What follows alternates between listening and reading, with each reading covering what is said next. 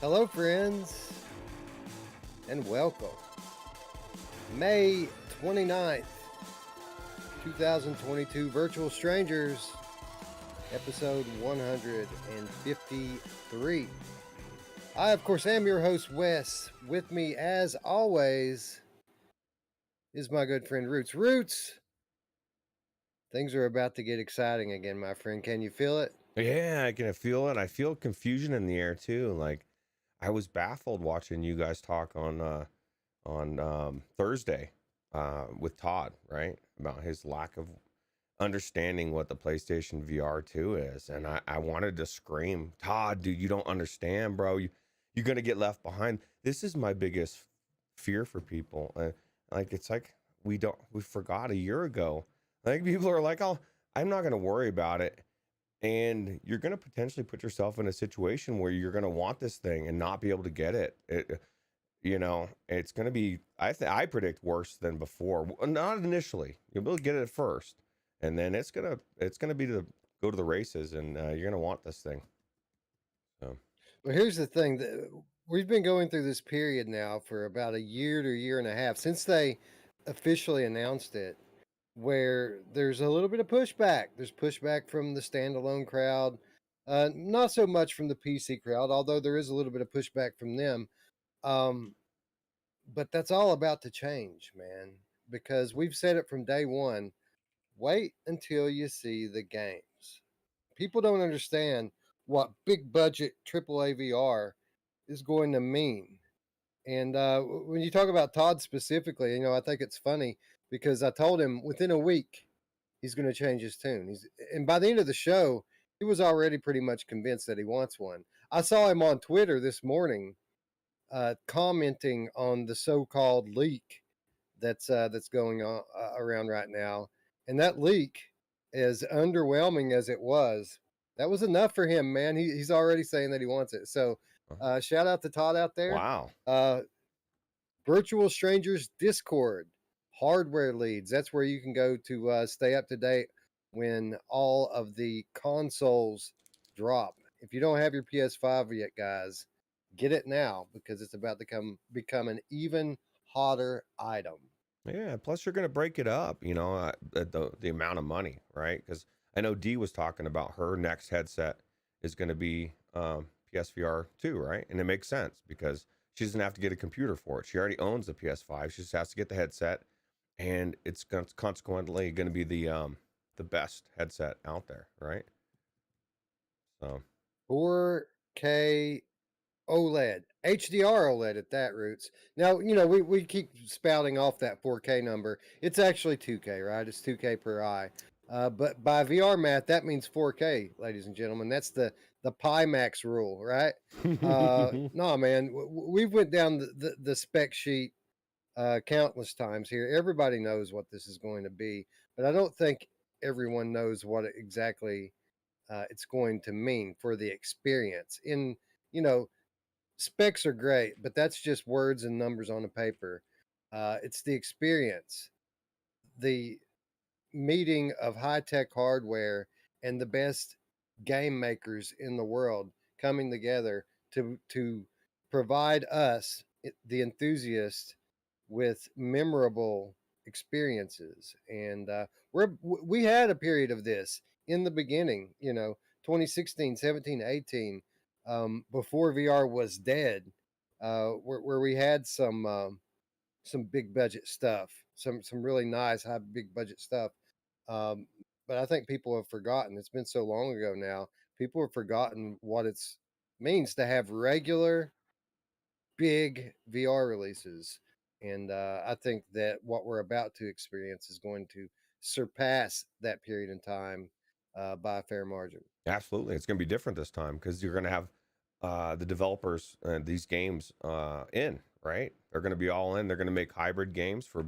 There's going to be no skin off their bones. They make it both ways. They throw it out there, and everybody consumes it. It may take a little bit before it gets to that cookie cutter, pattern, but I think But that's what I predict. but I forgot, man. I forgot. Never mind. Everybody, as you were, Well, it's going to have a wire, Roots. oh, It's going to have a that's wire. right. Change your background, Wes. Get rid of that shit.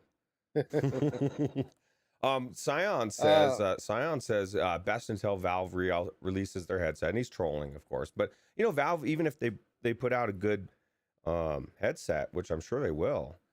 Well, actually, I'm not sure that they will, but if they do, it'll be good. I think what you said on Thursday was key. PSVR or PCVR rather. There's nobody making the games. You're going to get that Valve big title once every 3 years.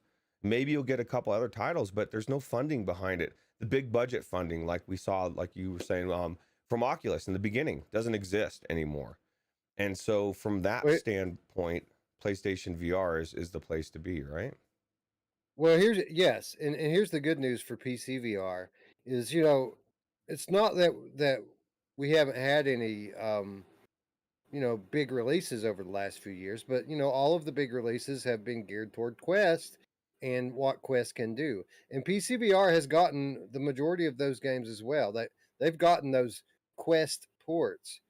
So if the PC crowd decides that they don't want to buy into the PlayStation ecosystem, which I think a lot of them will, but some of them won't, you know, a couple of years down the line, they're going to get these games as ports and not just the third party ones. You know, if you're a patron and you scroll down to the cutting room floor, you'll find an article down there about Sony and their plans for publishing their games on PC. And their internal projections are that by the year 2025, that 30% of their releases are going to be PC releases. So Wow. they're going to continue to expand into that market, and I think that will eventually mean VR as well. Um, so yeah, I think whether or not the PC crowd adopts console VR or not, I think that the coming of PSVR 2 is good news for them because they're going to get the rub as well. And some of these games, obviously not day and date when they're released, but a year down the line, 2 years down the line after these games come out, they'll trickle over to Steam and even more so to Epic Games. Yeah, 100% agree. Mash says there's a wire. What kind of 2018 jank is that? Oh, shit, I'm fucking out. Yeah. I'll tell you what. I've been using my Rift S for the last week or over a last week, mostly, actually, almost predominantly, except for Supernatural. And I like it. I'm not worried about the wire. I've streamed with the wire. I've played Pop One. I've streamed a lot of different games. You would think you'd be better off wireless and didn't notice. It's almost like I was used to it before, and it was like riding a bike. I didn't even bother me, and I don't care, man. This is the thing.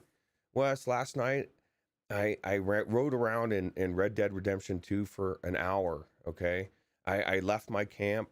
I told my stream this last night. My story. I left my camp, and I stumbled onto this guy coming out of the woods, and he was in prison garb, right? Like he just escaped from prison, and he had prison shackles on. And he's like, "Hey, fella, can you help me?" And as soon as he started walking up, I pulled my gun out and pointed it at him, and he's like, "Whoa, whoa, whoa!" And he like backed up and started to run.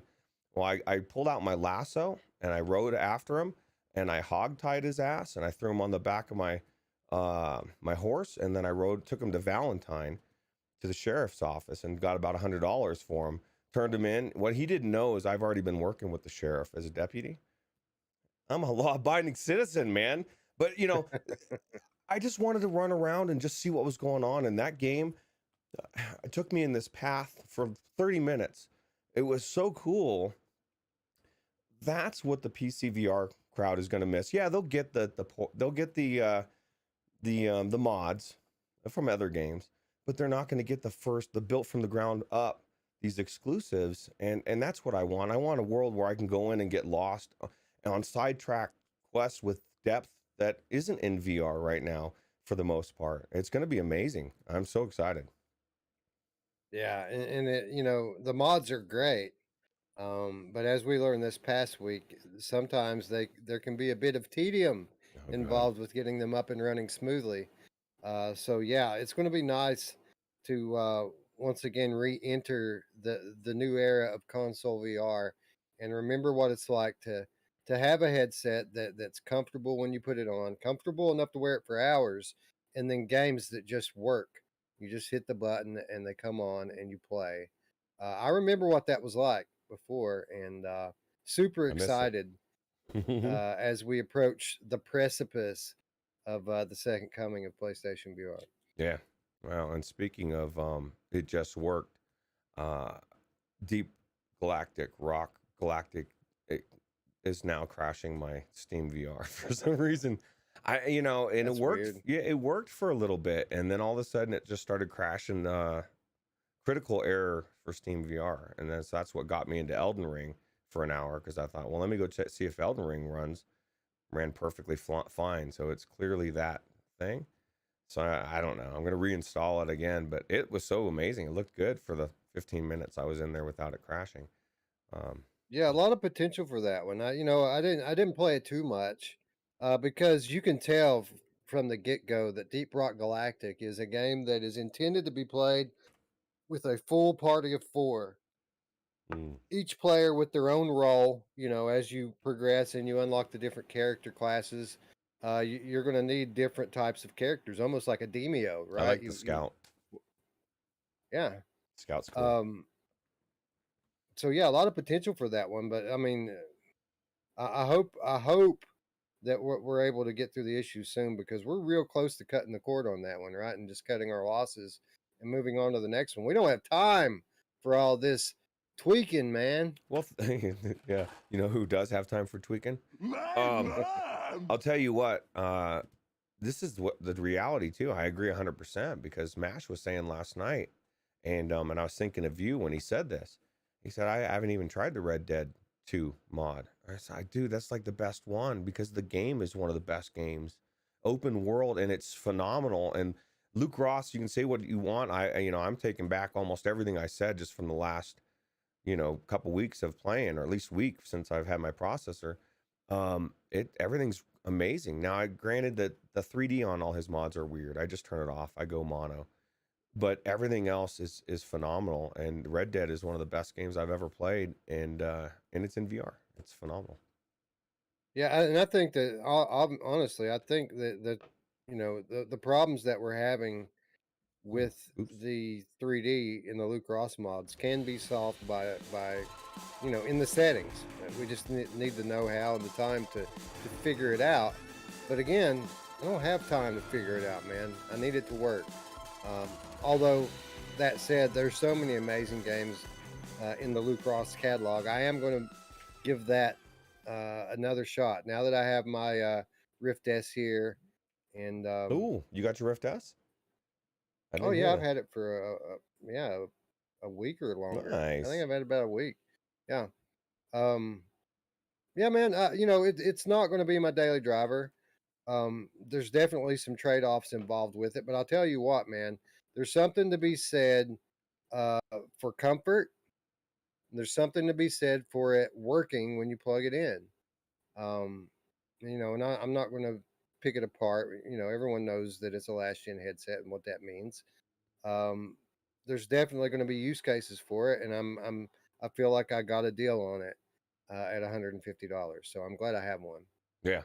Absolutely. And Spry Guy says it sounds like the show is starting again. Yeah, you got a little extra bit of fading music because I fortuitous. It actually did OBS on itself bounced to the leak scene real quick for about 4 seconds, and then I quickly told everybody to be quiet. Like any good leak, Roots, it's hard to keep it down, right? That's right. Even the OBS wanted to let the leak out, and I'm like, oh my god, like, gotta wait. I'm gonna let the chat decide whether or not they want to talk about that. Obviously, the big item of the day is PlayStation VR 2, and we're gonna hit that one from all angles today. But with regards to the leak, and if you all haven't seen it, it's circulating quickly, it's spreading like wildfire. This leaked document. Well, there it is up on the screen. Roots, take it down. Want me to take it down? Yes, take it down. As I was saying, I'm gonna let the chat decide whether or not we talk about it, whether or not they want it spoiled, because I don't know if everyone's seen this yet or not. That's right. And people aren't that's using any kind of any kind of caution with it. Like everyone's like just me. putting it right out there. No spoiler alerts. I think most everyone's seen it to this point, so we'll probably talk about it when the time comes. But if there are people in the chat who don't want to see it, if the majority of the people in the chat don't want to see it, rather, then we'll skip it. But if if there's just one or two, we'll give up we'll put a spoiler warning out before we put it back up, and we'll talk about it a little bit. You know, long story short, I don't think it's real. Like a lot of people are getting excited about a couple of things on there. I say we And don't there talk and about there's it some then. cool. There's not even I mean, we can Yeah. talk about a little bit what you're going to say, but if your gut is that it's not real, I say we'll go with chair face and wait for the real reveal. No spoilers. Fuck Well, that here's the fake thing, real. man. I've seen dozens of these leaks heading into Sony events that look very similar to this. They always look really similar to this. Never once, never once have one of them actually been true. They're always hoaxes. But there are things on this one that give me cause for pause and make me think, well, maybe this was actually real. Um, Let me ask you, Roots, without bringing it back up, real quickly before we talk to the chat. Um, what did you think about that? Were you super excited? Were you overwhelmed by it? Were you underwhelmed by it? Was it about what you expected? What did you think about that list? It seemed like it was pretty much what I expected. I mean, you know, I don't know if we're allowed to talk about one of the things that was actually confirmed that's on that list that makes it people a little bit more credible, right? Or was that part of the leak? I don't know You brought exactly what you're talking about. what you brought up to Todd about the experience that does exist, right? That is coming, the Modern Warfare 2 experience. That's Oh out. yeah, That's yeah, out yeah. there. That I think That's it's pretty much out there at this point. Everyone knows that Modern Warfare 2 thing is coming. that's what kind of leads a little bit of credibility because people know that that is real and say, okay, and that's probably why somebody threw it on there. But Right, that exactly. that specifically the wording of it gives me pause. I don't want an experience, and I'm hoping it's just poor a poor way to word it. But experience to me, I have PTSD of 2016, 2017 of like here's Jurassic Park experience or whatever it is, and it's like, yeah, it's cool, but I want the game, you know. Yeah, Yeah. no, that thing. From what I understand, it's going to be a free thing. It's going to be a tech demo for the new tech. Now, here's the cool thing about it: the new tech is amazing. So I have no doubt that thing will be amazing. But if this leak were true, that's going to kind of lead off their big state of play this week. You're going to lead it off with a free tech demo? That don't make sense. You know what I mean? That's I'm sure people would get excited about Call of Duty VR, but we already had Call of Duty VR. We had a Call of Duty, a free Call of Duty experience in Gen 1 PlayStation VR as well. And people thought it was cool and all, but it was super short, and that's we're trying to get away from stuff like that. We don't want more of it, and we certainly don't want it to be the opening salvo to the pre-launch promotional campaign for PlayStation VR 2. yeah. I just think it's just crazy. I don't. The last thing we need is hardcore Call of Duty guys to go in there and see another experience, because that's just it's left a lot big taste or bad taste in a lot of people's mouth. So Well, Waleed is now a game cat, specifically a white tiger, with the $2 Canadian donation. Says, "Hey guys, I think this leak is true, and it's great." So okay, so it looks roots, and I'll put it to a poll when the time comes. It looks like we're gonna have to talk about this thing. What's good about it? What's not so good about it? And what makes it believable and what makes it not so believable? But we will get to that in a few minutes. First, we got to kick this thing off the way we always do, and that is by saying hello to our friends in chat. And first of all, Waleed, thank you for the $2 donation. yes, Very, thank very you. much appreciated. Um, every donation adds up and goes to support us and help make your content better. So we very much appreciate the support. Thank you very much. Um, Onikazi's in the house. He said, did they call the Ace Combat VR section an experience? I forget. No, it's not an experience. That's legit 3 levels of Ace Combat 7 that you can play, and it's over an hour. I think like 2 hours of content if you play it, like I play it. So yeah, no, I don't think anybody was calling that an experience. Sion says, "Mom don't like super short." You got that right, Brad. I think most of us would prefer it be pretty long. Immersed Robot is here. What's up, Gary? Thanks for joining us. As is Mickey Barrios. Mickey says, "I'd like to see Call of Duty Zombies." Yeah, I think a lot of people would like to see that, and I think that's evident in every VR shooter implementing that zombie shooter mode in the last couple months. We're seeing a lot of it, right? Yeah, absolutely. I'd love to see a hybrid mode where I could play Call of Duty zombies with my controller. I know that's gonna flip a lot of people out. With the regular buttons, give me hands and button interaction, just make it the same, but then also give Wes the ability to hold his gun and aim it down the sights, and then we're both happy, and we'll see who wins.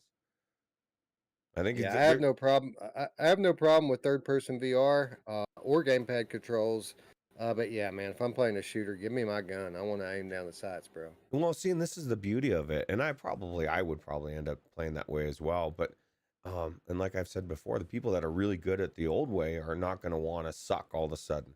So you're giving them the transition, and then everybody wins. I think you could do it. It would be cool.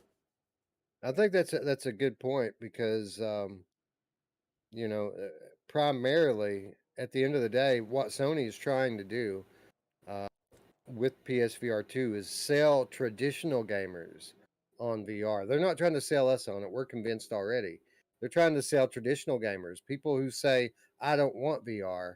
They're trying to convince those people to buy VR. And I think having a familiar control scheme and kind of a half step into VR in some instances for those people would be actually be a good thing. So yeah, that's a good point.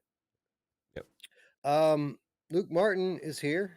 He says, yeah, even RE8 Last Hope sounds like a specific expansion that's playable in VR. Well, hopefully the whole thing, DLC and main game would be playable in VR, and I do expect that to be the case. VR Demon is here. He says, I hope it's not like the last Call of Duty VR. I think most of us hope it's not like that. Mepper is here. What's up, friend? As is PD. What's up, Paradise Decay? Kyle Kitchings is here, Roots. He said, what's up, everyone? What's up, Kyle? What's up, Kyle? Guido is here. What's up, friend? As is our brother, Eric. Mash Daddy Cool. What's up, friend? Good to see you again. App J's here. App J won a key on the show Thursday. What was it? App J won? Was it Drunk or Dead? I think probably was. Yeah, it was Drunk or Dead, because he was saying that he wishes he could have all 40 keys and then he could be Oprah and give the keys away. Well, keep entering those giveaways, and you might end up with at least 10 or so of them. Anyway, Michelle B is here, as is my wife, Michelle D. Hello, Michelle's. Good to see both of you. Chairface. Gary says, how good is the RE7 mod in VR? Absolutely incredible. Gary, I need your help, bro. I can't figure out how to get it to run good for me. I can't get it to. I don't know, man. Like what? The RE8 one works great. RE7 it's all weird. I don't know. Makes me sad. There are things that we can do. I'm going to be optimizing that one myself as well. So we'll kind of make a group thing out of it. But for me, performance issues aside, it's the best way to play my favorite game. So I mean, it's as simple as that. The game looks better on PC. And I mean, you've got hands. It's more immersive. And you can aim down the sight. That's a big difference. You can aim down the sights. It's awesome, man. You mean it's obviously a mod. It's obviously not native, but the benefits far outweigh the drawbacks. And yeah, it's great, man. It's really, really good. Yeah, it's I don't know, Gary. I don't know if it's not a performance thing per se. I mean everything should run good. I just don't know if I just need to check. I tried to change the to OpenXR. You know how it says delete this file, so you start with Oculus. Well, I delete that file and then it won't start, so I have to run it through Yeah. Steam, and then it runs like crap. So I need to figure a way to make it run through Oculus, but it's not And make. everyone's saying that same thing. The same thing with WMR2. People who are trying to run it with OpenXR are not having success. And I don't know if that's because we've been playing it in OpenVR and it, when it initializes, maybe it sets what you're playing at. Maybe there's something else we have to do besides deleting that file Mm. to change it. Maybe there's a toggle in the VR menu that you can bring up Oh. that to change it over to OpenXR. I think it's going to end up being something like that. I've been talking to people in the comments of my stream that are having this very same issue, and we have to find a solution. The people want to know how to do that, how to get it back Yes, to OpenXR, please. and This people right here. we're, yeah. So we're gonna figure that one out. Uh, in short order. Although I can't promise that I'll get to it before I finish Village, because I'm digging Village right now. Yeah, I've been thinking about that. I need to get back into there. It was so crazy. I'm actually, to be honest, a little intimidated by um that beginning area where Wes was crazy. If I hadn't watched Wes just go crazy and like it was just chaotic to watch, and then now it's in my head. I'm like, I have to go through that, and I've tried a couple times. I haven't made it clearly as far, and I've died. Onikazi says the mom jokes are off today. Uh, I've actually let a couple slip by. But you know who doesn't let anything slip by? My mom! But yeah. Yeah, I don't force the mom jokes. I just let them happen. And when we find the proper opening, we'll fill that gap. That's right. You know who loves it when you find the opening and fill that gap, Roots? My mom! Yeah, she does. There she is. Everything's right with the world now. So I guess where does the chat? Do you think the chat is at? I've seen a couple people say they're not interested in seeing spoilers, and I've seen most people say that they do want to talk about it. Like D says, it's all about the hype. Let's get talking about it. I guess maybe we should put a poll out, huh? Yeah, that's what I'm going to do. As soon as we finish saying hello to the Oh, yeah, people in that's right. chat, I'm going to put a poll out there as we get into the headlines. But Derail is here. Derail says spoilers do not exist for a show like this. That's true. Everything's typically on the table with us. AppJ says I already saw it anyway. I'm fine with it. Guido says hi, D. What's up, D? And I'm going to say hi, D. What's up, Chinatown, D? Good to see you here. D, are you still here? D. Just messing with you, D. Oh, GT's up there. What's up, friend? I didn't see you. Good to see you, friend. Thanks for stopping by. Techno Glitch is here as well. Spry Guy in the house. Hello, hello. And I think that may be. Nope. There's always a few more at the top, Bruce. You just have to scroll. Eye on the icon is in the house. Hello, hello, hello, hello. 4 hellos for you, sir. Berber Cat is here. What's up, Berber Cat? Island Kara is here. D says, you know what, Wes? Thomas McNostril is in the house. What's up, friend? Felipe Leros, the new father, is here. Good to see you making it, friend. Four Wheelin is here. What's up, Four Wheelin? Diz the Game Cat is here. He says Todd seems like he's hurting for money. Surprised he wasn't on board earlier. Yeah, yeah. No, Todd's just he comes from a PC gaming background, and it's hard for those guys to after years of console wars to realize that our common enemy now is standalone VR, and that we need to unite together to defeat the evil Meta Corporation before it takes over the world. Yeah. But he's coming along just fine. Todd's going to be on board by the time it gets here. I'm quite sure of that. Midlife Kid is here. He says PSVR 2 is the Quest killer. Agreed, friend. Well, I say that in jest. Obviously, nothing's going to be the Quest killer except for maybe the Apple headset. Um, but that's okay. I think, and we've said it a million times, what Sony's trying to do and what Meta's trying to do are two different things. And in the long run, they're not direct competitors. As long as Apple continues to be Apple, I don't think it'll be the Quest killer at all. Quest It'll is be overpriced. it'll be overpriced. It'll be for Jim Hall and anybody else that owns all the Apple stuff, and they'll say it's the best in the world, even though it'll be on par with the top Meta stuff that's a third of the price, and everybody will be happy. Agreed. Wormsworth is here. Zayla Maru is here. Simplex is here. I'm gonna have to just stop scrolling in a minute here. Traveling Man is here. Mike Newton is here.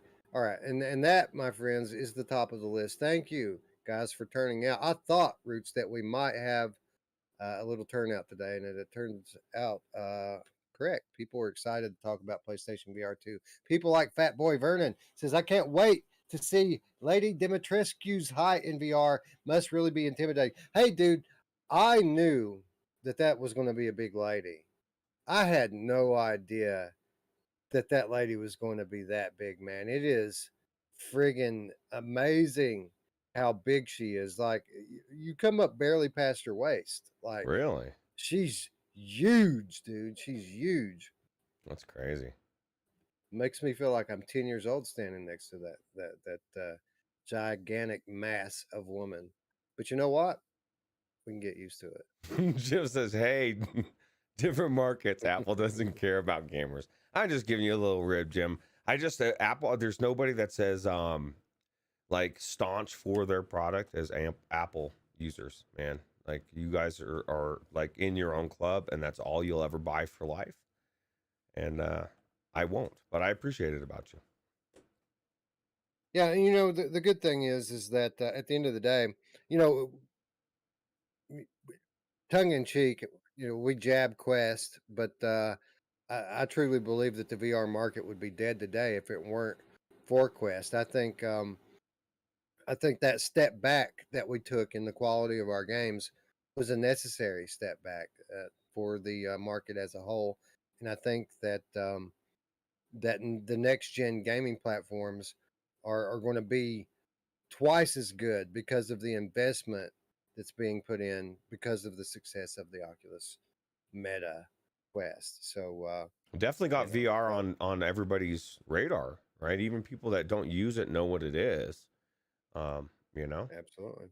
So yeah, absolutely. Everybody wants an Oculus, man. Everybody wants an Oculus, and I can't wait till the new Sony Oculus comes out. It's going to be awesome.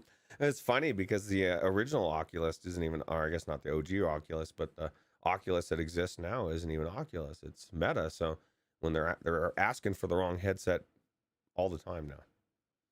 So. Yeah, and I just got a Rift S, and and I'm thinking to myself, is this an Oculus Rift S or a Meta Rift S? And I look down at the thing, and it says Lenovo on it. So I'm all confused, man. I don't know what to think. Yeah, that's exactly it. It's Lenovo. It's Windows mixed reality, right? It's actually a really comfortable headset. So. Yeah, it's very comfortable. Very, very comfortable. Anyway, hello, friends. I think it's time, Roots, that we get into some headlines and quit beating around the bush, and let's get the hype train on the tracks. Let's talk about PlayStation VR 2. This first story comes to us from GameDeveloper.com. PlayStation VR 2 will have at least 20 titles at launch. And I know that sounds to some people like a big number, to some people like a not so big number. To me, that sounds about right. If you read on, and this article is based on an investor talk given by PlayStation CEO Jim Ryan this past week. If you read into it a little bit, Roots, it isn't just that there's going to be 20 titles. Obviously, there's going to be more than that. But it's 20 major first party and third party titles. So it's going to have 20 bangers at launch, is pretty much what he's saying here. obviously there's going to be lots of ports on top of that. But it was good, Roots. It was good to first of all see Jim Ryan talking about VR again. It was good to get some new information about PlayStation VR 2. And it's good to know that, like PSVR before it, PSVR 2 is going to have a fat catalog of high budget, high quality VR games when it launches. So we're going to have issues, man, figuring out which games to buy. I mean, can you buy after buying a headset? Are you ready to drop down and pay for 20 games at launch? Because we're going to have all of them. Well, the good news for us is I'm guessing the show will be buying some for the Virtual Strangers account, so we can talk about them, right? And so that's another reason why we appreciate all the funding we get, because that's how we cover a lot of these games. We don't always get access to a lot of games we don't get access to. We'll just end up buying one, and so you guys help us out. Yeah, and it's typically these larger, big budget games. The expensive ones are the ones we can't get keys for. So again, thank you to everyone out there who donates. It is very much appreciated. But we're gonna have a flat gamers problem, because that happens all the time to me. Because I love flat games as well, and there's a lot of really good flat games that come out, and you can't get every single one, nor do you have time to play every single one. So you kind of look for the one that really grabs you, that everybody's raving about. So it is going to be tough. It's going to be tough for a lot of these games. I mean, I would imagine at least half of them are going to be ones that I want to play right off the bat, and other ones I'll want to play, shortly right after I get it. So it's going to be a catch-22, Roots, is because like I'm going to want to not work as much so that I can play as many of these, high quality, big budget games as I can. But the less I work, the less I'll be able to afford to buy games. So what do I do? I'm going to end up on the street within a month of this thing launching. Yeah, absolutely. I don't know exactly. I know that if Destiny 3, if Dee gets her wish, she's asking to lose her job, is basically what she's asking. Because I don't know how you do it, Dee. How are you going to get out of VR Destiny 3 and go back to work? It's crazy. Roots, do you think it's odd that Sony's putting a number on their launch catalog almost a year ahead of the supposed date that this thing's going to launch? Yeah, it seems like something that they would do a little bit further down the road, right? Yeah, that's what Ben Lang thinks. His hypothesis is that maybe it's not going to be a 2023 thing. Maybe there is still some hope that this thing comes by holiday this year. What do you think about that? Well, I mean, this is the thing. There's been rumors out there for a while that, there's actually there's two sides of the coin. You have some people that are credible, that really have said for a while, this is coming out sooner than everybody thinks. And then there's even more credible people on the other side that say, no, dude, this isn't coming out for a year. I've been in the middle, and I want to, I love everybody the same. I don't want to choose anybody's side. I don't know what to believe. Yeah, I don't either. But I'll tell you, I've talked to Brian about this, this leak of his, and I still do lean toward believing that it's legitimately going to be next year, based on basically the amount of faith he has in it.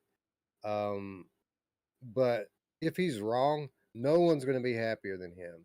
Right. And I can say that with all honesty. That guy will be thrilled if this thing comes this year, because as much as we've all been kind of waiting for it and just sitting on the edge of our seats waiting for it to get here, I mean, that guy, his whole life is PSVR. Nobody is more ready for PSVR 2 to get here than Brian Hall is. So for his sake, I hope he's wrong. Yeah, absolutely. Onikazi says he's not ruling out a holiday launch, but he wouldn't bet on it. He wouldn't bet a significant amount on it. But PD just said that Brian Paul just said on Twitter that the leak is fake. Sad face. Well, I just said it on this show about 20 minutes ago, friend. Yeah, the leak is fake, bro. That's pretty much what we were saying. That's why I guess do we even need to go to the leak then? Like, it's leak, but it's fake. Well, we'll leave. we'll put the poll out there before we hit this next headline. I'll go ahead and put the poll out there. Should we talk about the leak?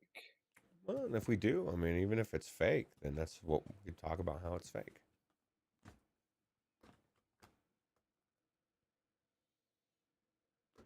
Yeah, get your PS5 now, Gary, and then you won't have to worry about it, and then you'll have half of it out of the way.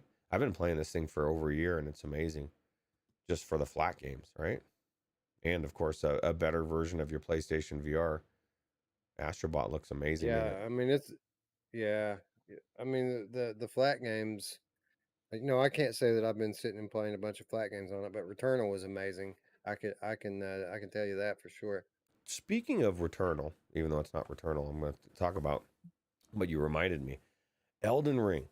I didn't see it in the list. The flat gaming mod that's going to allow you to play multiplayer from the beginning to end, up to 4 people in there. It blows me away. And then so the implications of that, because it's offline server, would mean that Luke Ross's mod could work, which potentially you could play 4 people co-op through the entire game of Elden Ring in VR. What are your thoughts on that, Wes? I'm sorry, I was reading the. I didn't catch the second part of what you said. I was reading comments. My bad. No, it's all right. The Elden Ring, theoretically this new mod that's coming out. I think it might even be out already. That allows you to play it up to 4 people through the entire campaign, co-op, 1 to 4 people, will be offline. They said they can do it because it's going to be like one person hosting offline. Well, then that means Luke Ross's mod could work, which means you could play VR the entire campaign with up to 4 people. Theoretically, I'm assuming if everything lines up, I can't see why that wouldn't be the case. Well, I mean, it would be up to Luke Ross to support that, that mod. It would be up to him to make sure that his mod works with that mod. But yeah, the math works, man. And I could sit and speculate about how amazing that would be, but the truth is, I don't know. I haven't played Elden Ring all that much. People say it's great, and from what I hear, a lot of the gameplay loop is dependent upon co-op gameplay. So, yeah, that sounds like good news. Yeah, crazy. I thought that was crazy. Thomas McNostril says Returnal has reportedly appeared in Steam codes. Yeah, Returnal is coming to PC. That is happening. That's true. Anyway, let's move on to the next headline because it kind of ties into the first one. Not only do we know that PSVR 2 will have 20 major first party and third party titles when it launches, but according to Jim Ryan, Sony is spending, quote, considerable money on PSVR 2 devs. And basically, what this is talking about here is third party and indie devs. This article from Jamie Feltham, Upload VR. PlayStation boss Jim Ryan says Sony is spending, quote, a considerable amount of money on third party and indie developers with PSVR 2. Ryan said as much in the same investor call in which he confirmed PSVR 2 will feature over 20 games when it launches. Quote, right now, there is a considerable amount of money being spent on partnerships with independent and other third party developers to secure a considerable pipeline of attractive VR content at the launch. Important words there, at the launch of PlayStation VR 2, as reported by Video Games Chronicle. That energy, that effort, and that money will continue to grow as the install base of the PlayStation VR 2 headsets grows as well. Currently, only a handful of third party PSVR 2 games have been announced, including Among Us VR, Firmament, though other developers have confirmed that they're making games for the new headset. They include CodeSync, Travel Games, and First Contact Entertainment. That said, the recently acquired Firesprite Studio is the only first-party PlayStation Studio developer known to be making a PSVR 2 game, Horizon Call of the Mountain. Other flat-screen titles like Gran Turismo 7 are rumored to be getting support too, and as we've just learned, Sony will host a showcase featuring new PSVR 2 games next week. So this is good to hear, Roots. Basically, this is what we've been speculating. This is confirmation of what we've been speculating now since they announced this thing, and that is that Sony's going to put their money where their mouth is, and it isn't going to just be Sony first-party studios that's providing AAA VR games for the new headset, but their third-party partners as well are going to be developing these games. Why? Because Sony's going to pay them out the ass to make these games. So, you know, wishful thinking, Wes reads this and he says, Farpoint 2 confirmed. Roots, how are you taking this? Well, it definitely seems like Farpoint 2 confirmed, but uh, I, I, I take it as a good thing. I think it's going to be an amazing time. But I don't know. So they left Farpoint open, right? I wish we had an in and we knew somebody in there, that studio, that would give us some insight. Start pestering people. I mean, that'll be another big budget Sony exclusive. There's no way, even if we had somebody in there, nobody would ever share that. I don't think. No. Sony don't play around with these leakers, man. Yeah. Returnal on PC though, that game will greatly benefit from a PC version. I don't know, man. A lot of what I like about Returnal's in that controller.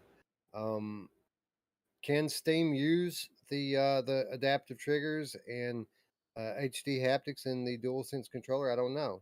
I don't know. Maybe it can. Well, I think it can Uh, if the developers, if the people use it, you can not only use Steam, but you can set it up to where it can utilize the technology as well. Techno Glitch says, "Do we get a new aim controller?" And it's funny because my first instinct is no, because they're going to want you to have use the controllers. But then going back to that hybrid thing, I mean, that would allow a Call of Duty player to run around and do everything the same and still have that hybrid aim as well at the same time. So maybe there will be some kind of an aim controller. What are your thoughts, Wes? I hope so. I don't know, but I hope so. A lot of people will say, yeah, it's a no-brainer. Other people will say a gun stock is the way to go. As Yeah. you know, Roots, through personal experience, gun stocks are not aim controllers. They're different. But if Sony were to do a gun stock, who knows? It could be the best gun stock ever. So, Yeah. I don't know. I'd like it to be its own thing, man, because I'd like for my VR gun accessory to have next level haptics, Right. and I think if it were its own thing, that it absolutely would. So, True. Onakazi says that watch it'll be a port of Larcenauts. yeah, maybe. But no, when you talk about Sony spending buku dollars on third-party developers, it's not just first, Farpoint 2 and other PSVR Gen 1 titles getting sequels that come to mind. The first thing obviously that comes to mind is Grand Theft Auto VR. The singularity, as we've called it for many years here, the one thing that if they nail it will get everybody into VR in one fell swoop. Grand Theft Auto Online VR is the title. If they're going to spend money on anything, that's where they need to be putting it. And I think it's a very good possibility that we see that uh, in pretty short order, actually, after this thing launches. Yeah, I mean, it makes sense because Grand Theft Auto 6 is a ways away. I mean, it's closer than it's ever been, obviously, but it's still a little bit away. And they've sold every other version of Grand Theft Auto 5. What's left?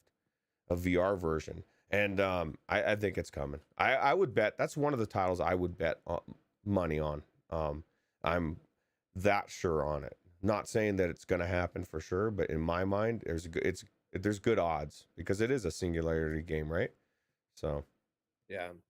Other third-party titles that we could see getting VR support, the big one everyone talks about is Half-Life Alyx. Most people seem to be convinced that this is going to happen. I'm optimistic, but I'm not convinced. But if it does happen, it's going to be because Sony paid for it, and I'm sure it won't be cheap. well, you're seeing collaborations with Steam a lot more with Sony. So what Yeah, if they're true. suddenly getting Returnal, and maybe that was the deal. We get Half-Life Alyx, you get Returnal. I mean, who knows? I mean, obviously, they're both going to still be selling it on their other platform and still making their money, right? So, Yeah, Gary says, please let GTA 5 come to PSVR 2. That would be fantastic. I think it's likely, man. I really do. yeah, because that's going to be amazing. Online GTA 5 in VR, people are going to freak out. And who knows, man? When Jim Ryan talks about spending loads of money on third-party development, he could be talking about the $1 billion+ that they've invested in Epic Games over the last year, because Epic Games, I mean, they have a pretty popular title in Fortnite. Everyone knows how awesome Unreal 5 is, and they have a history of VR development with Robo Recall. So, um, I think it's very highly likely that we're going to see a triple A VR game coming our way from Epic Games as well. Yeah, that would be awesome. I'd love Fortnite in VR as much as I love Pop One. Fortnite's on a bigger scale. That's what I was telling Mash last night when we were playing Pop One. I'd love them to bring 4 Pop One maps together, like 4 big ones, with those towers, and let everybody use that with maybe 100 people, and then have vehicles and just change it up, because there's so many things about Fortnite that's really cool that I think would be even cooler in VR that doesn't exist in there. So, VR Leg says Spider-Man. Yeah, I think long-term Spider-Man is a no-brainer. I mean, hell yeah. obviously, we've been talking about Spider-Man VR as long as VR's been around. But short-term, like in the foreseeable future, I think it's much more highly likely that Wolverine game that they've teased is a VR game, or at least has a VR playable mode in it. Because I mean, come on, you Yeah, know what I'm saying? Wolverine in VR, it makes so much sense. that'd be awesome. Um, Anyway, I lost my train of thought, so why don't we just move right along to the big headline, the next one. Sony quote to give a sneak peek of PSVR 2 games during this week's state of play. Uh, so this is what's got everybody a buzz, Roots, including myself and you.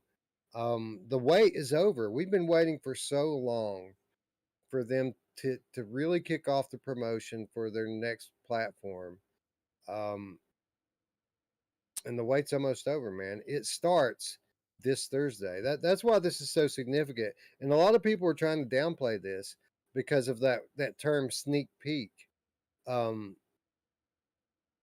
there's no two ways about it, man. This is the opening stanza of their pre-launch promotion. They're going to be looking to make an impression with this. If it's 5 minutes, if it's 10 minutes, it doesn't matter. I think they're going to go big here, and I don't know exactly how many games they're going to show off, but I think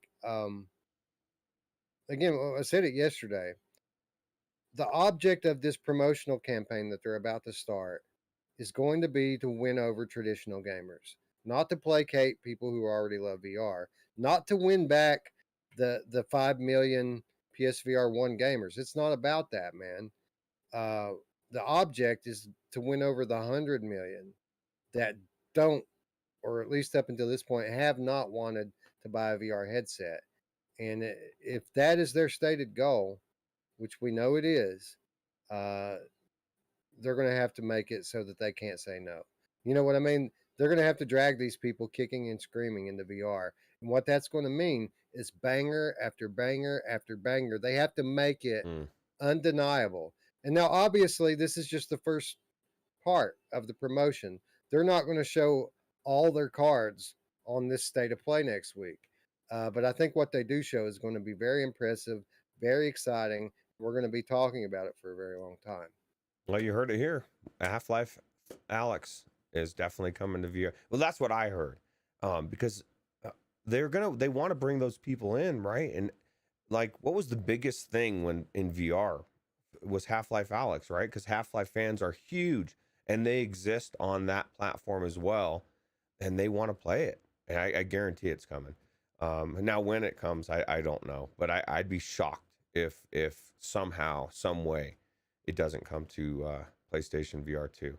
And if you're gonna, I mean, if you're out there, I guess if you're watching this right now, you want to get the coverage. Wes is going to be on PSVR 2 without parole, right? You guys are gonna be talking it with AJ and who else was that? I didn't. All of us, Yeah. the entire cast of PSVR Without Parole Gamescast, we're all going to be on live reacting to this state of play this Thursday. The state of play kicks off at 6 p.m. Eastern time, which is 3 p.m. Pacific time.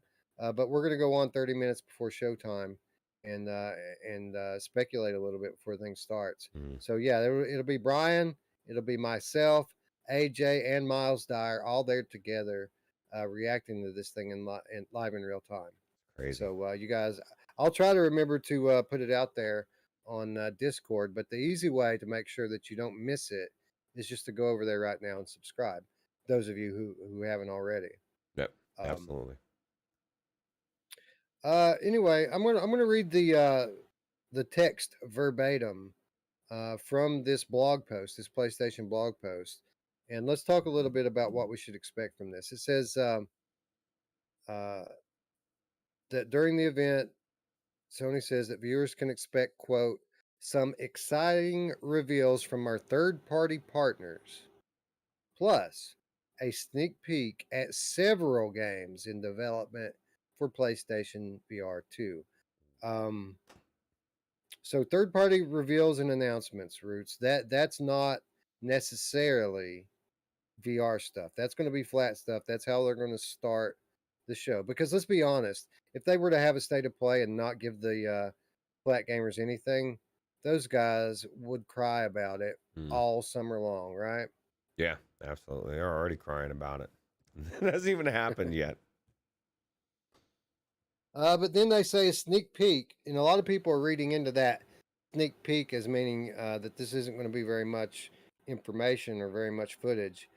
But then they go on to say at several games.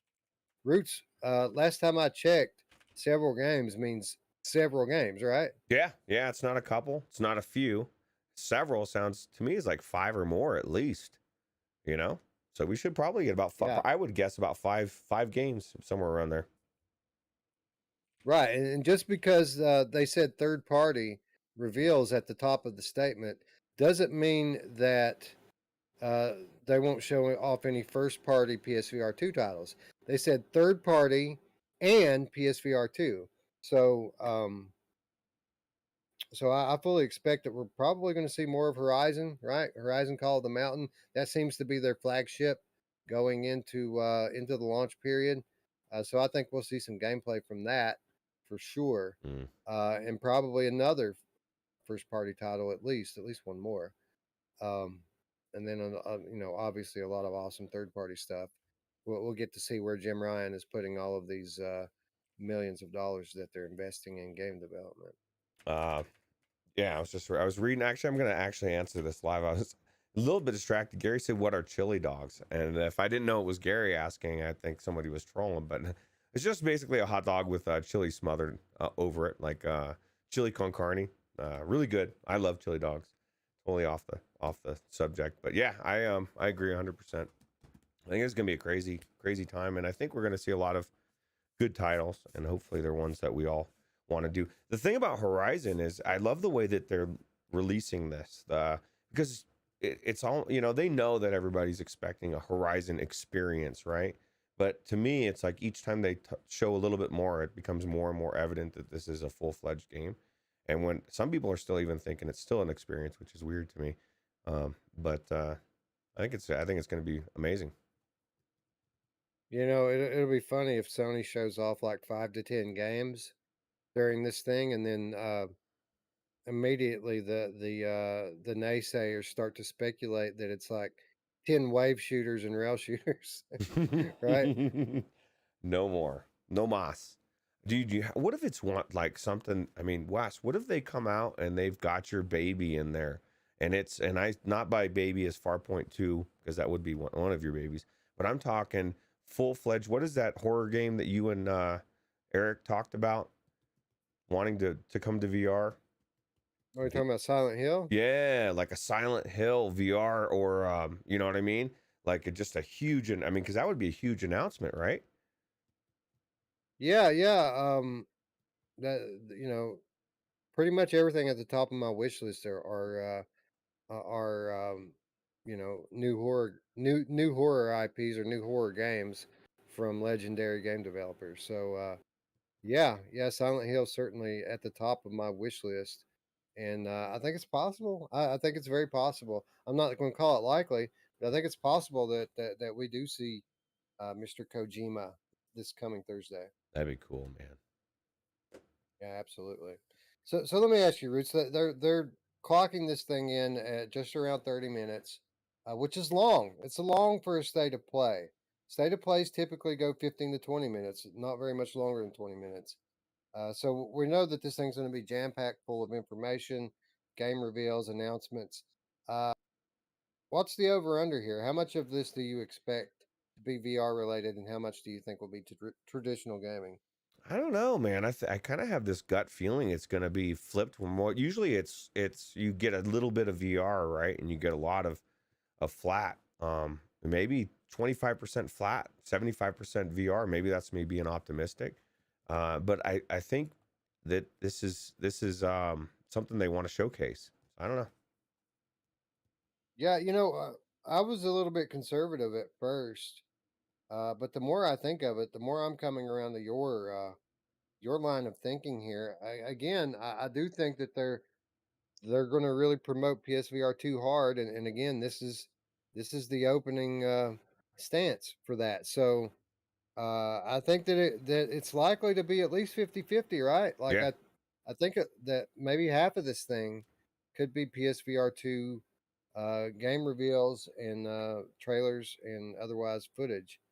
Um, do you think we'll get any kind of hardware related news like launch window, pricing information, anything like that? I don't know, man. It depends on how close we are to the window. If we're as close as some people say, we'll probably hear something about it, right? I hope so. What I want to hear is that it's ready for pre-order right now. Go to Amazon, pre-order it, and then Be I don't awesome, think that's right? going to happen. Yeah, but yeah, probably not likely. But that would be nice to have something, right? I'm curious to know if Mash is going to get to actually put one on next week at Awe, right?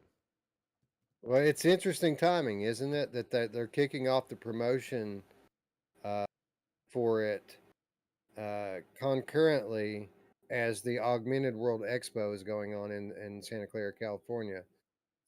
Interesting, curious timing for that. And we do know that Sony is going to be displaying on something on the floor at AWE this week. And by the way, guys, this is a XR conference. It's not just a general tech conference. This is a conference that's meant to showcase AR, VR, XR devices and software. So the fact that Sony's going to be there at the same time that they're unveiling uh, the very early promotion for their software lineup, uh, it's curious to say the least, right? Yeah, the timing is very curious. And I mean, Mash just was at CES, wasn't it, when they came out and they did the whole surprise talk and all that. Everybody was freaking out, and so the timing was weird that they were there that time too. So I would be surprised if they're not. It, like Mash said, it at minimum he should be able to look at it. It's going to be probably in a case at the minimum there. Maybe get some pictures or whatever. I know he was offering to come on to, as a person to talk to if you guys needed him for a parole. But he's going to be there, so he's going to see some stuff. So I'm kind of excited to see what's going on. Absolutely, me too. I'm so excited. Um, beyond just pure speculation, we can look back to 2016, March of 2016, during the GDC conference. Um, it was that week during GDC that Sony, through a PlayStation blog post, revealed the pricing information for PSVR. They revealed the launch window and the pre-order information. They did all of that in a blog post concurrent with GDC that was going on. And as it turned out, the people who were attending GDC, select press members, mind you, um, they got hands-on demos with PlayStation VR. So you'd have to be blind not to see the parallels here, right? Yeah, absolutely. So hopefully we know at least a date. I'd like a date, man. And I want to hear it holiday 2022 or sooner. October. That's what I October. want to hear. Yeah. Roots, are you at all disappointed or underwhelmed that this first big promo push is coming in the form of State of Play? There are people out there who thinks that State of Play is, for lack of a better term, kind of beneath this amazing platform. That the first big reveal should take place on a live stage, or if not on a live stage, during a larger PlayStation experience or PlayStation showcase pre-recorded event. Um, are you at all surprised or disappointed by the fact that this is taking place during a State of Play? I'm not surprised, but I don't know enough about it. I've said this many times. Most of this type of stuff I don't pay attention to. I'll watch what other people as they discuss it, break it down. So I'm not surprised from me personally, but I think it's a good way to do it. Like they with CES, they took over the whole event, and like the buzz that was there was huge, and I think it's going to be the same thing. And they're hitting that. It's a different environment, and I guess it's a different team, right? Like the people that are expecting what they saw in the past 6 years ago, to some extent, it's a completely different upper echelon of or whatever it's called, just a upper management, right? And so they're going to make different decisions, and I think this might actually be a better way to break it out, but I don't know. Well, yeah, and I think you're going down the right path there. And if you're one of these people out there who think that this is underwhelming, that this format should be something more, allow me to point out a few things to you that might put your mind at ease. Um, it's been years. First of all, it's been years since Sony has done a live event. Um, and it's not just because of the state of the world. Like Sony adopted the Nintendo model of promotion about a year before the pandemic started.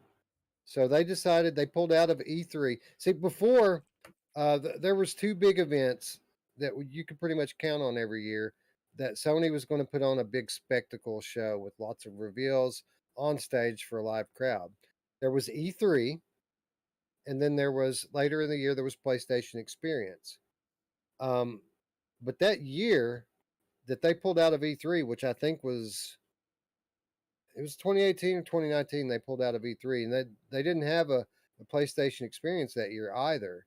Um, so all of you people who've been holding your breath waiting on this big Sony live event, they in a very public way said we're not doing that anymore. Pretty much 3 or 4 years ago. Pretty much since Jim Ryan's been at the helm, they haven't used that format. So if they're not doing live anymore, they're doing digital presentations by design. Then that leaves two options. That leaves PlayStation Showcase, and it leaves State of Play. Right? Well, let's talk about PlayStation Showcase. Well, you're saying, well, this should have been PlayStation Showcase.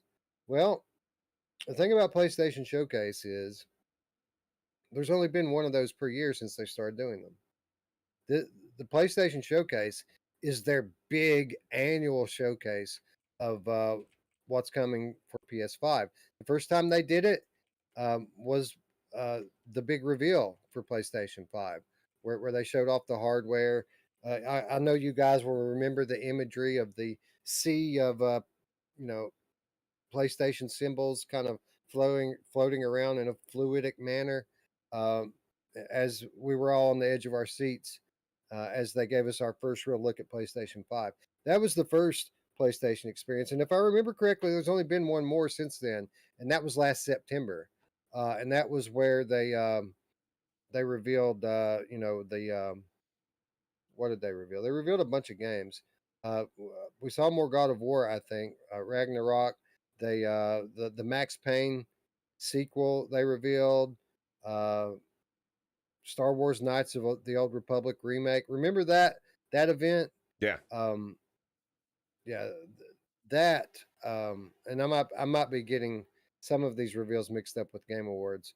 I'm going completely from memory, but it doesn't matter. The point is, um, PlayStation Experience, PlayStation Showcase, is an annual thing, and there's no way that they would dedicate a whole like 45 minutes to an hour gigantic showcase to PSVR 2 in an age where VR is not the biggest thing. I mean, we're a drop in the bucket.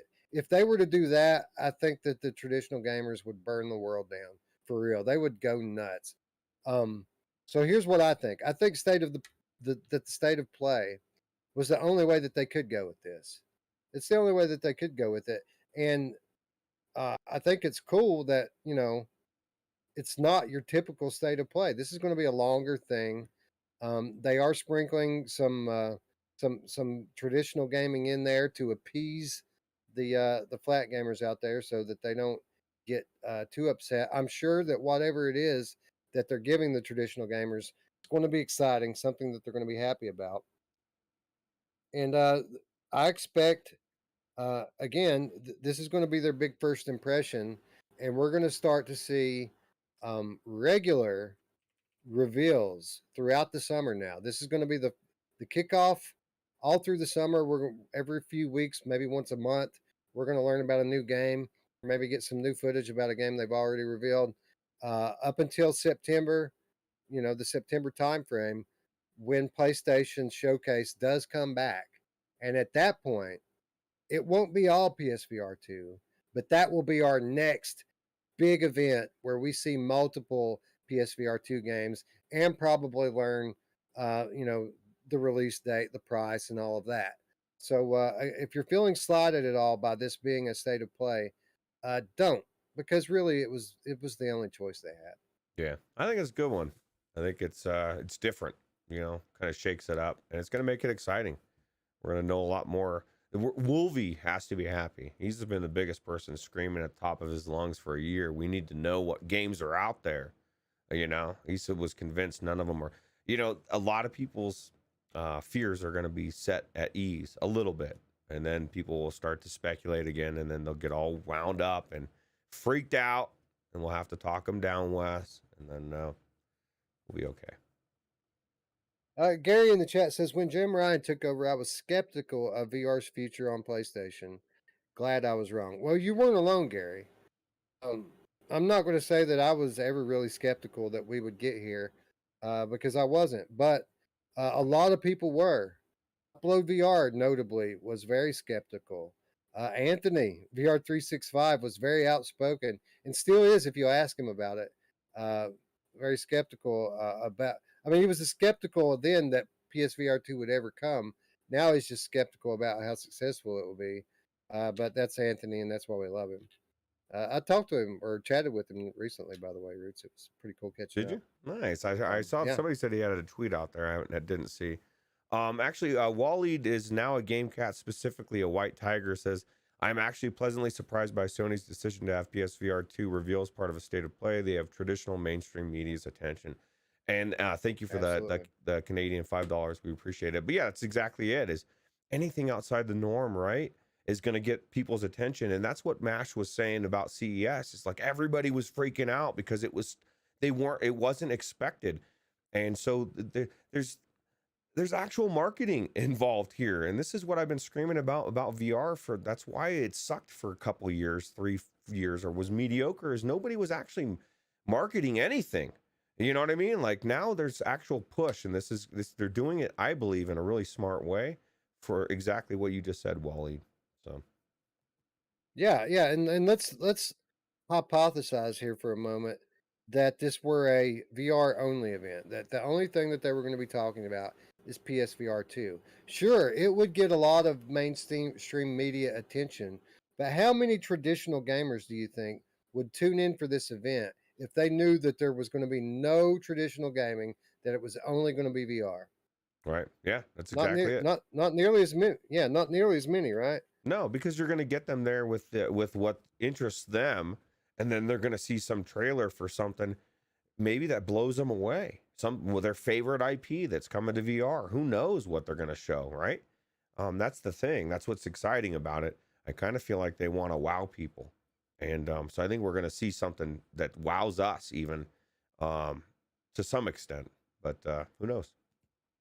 Onakazi and Diss Track by Hotcakes, the Serial Killer Game Cat, chiming in very quickly to say that definitely not a reveal. I think we're having a bit of a communication breakdown here. I don't think that Waleed meant when he said the decision to have PSVR 2 reveals a part of State of Play. I don't think he meant a hardware reveal or any kind of like release date reveal. Any kind of, I think what he meant by that was, new games, any kind of new information. It's a reveal, right? Technically, any kind of new information, a new game announcement is a reveal. And I think that's all he was trying to say there. I don't think anyone was speculating that this was going to be like the big info drop No, for I said I PSVR. hope it is, but I doubt it. Oh yeah, well, I mean, it's possible, but certainly not likely. Yeah. Um. All right. It seemed like there was one more angle I wanted to take on this thing, but it's escaping me at the moment. All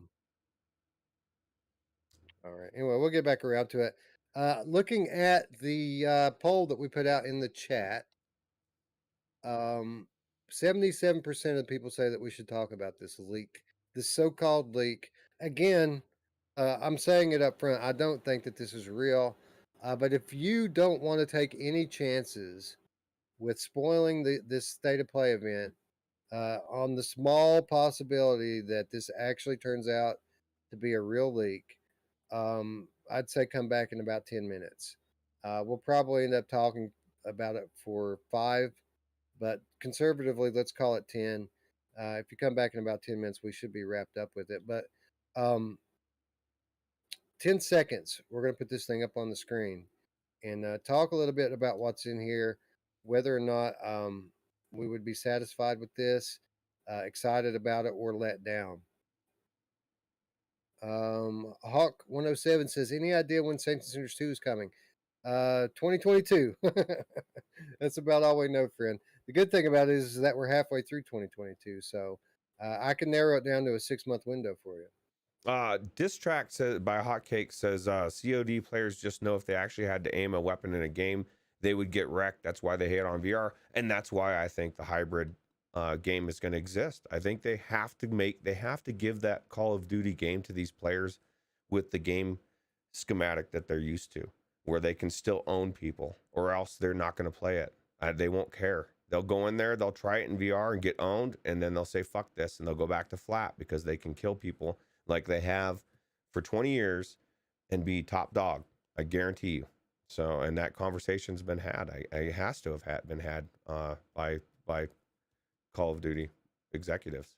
Well, here's the good news regarding that front. Increasingly, the Call of Duty generation is getting older, That's true. and while these people, we're still going to try to sway them into headsets. I don't think our future depends on them anymore. I think we can make it with or without them, because I happen to know for a fact that we have the youth, man.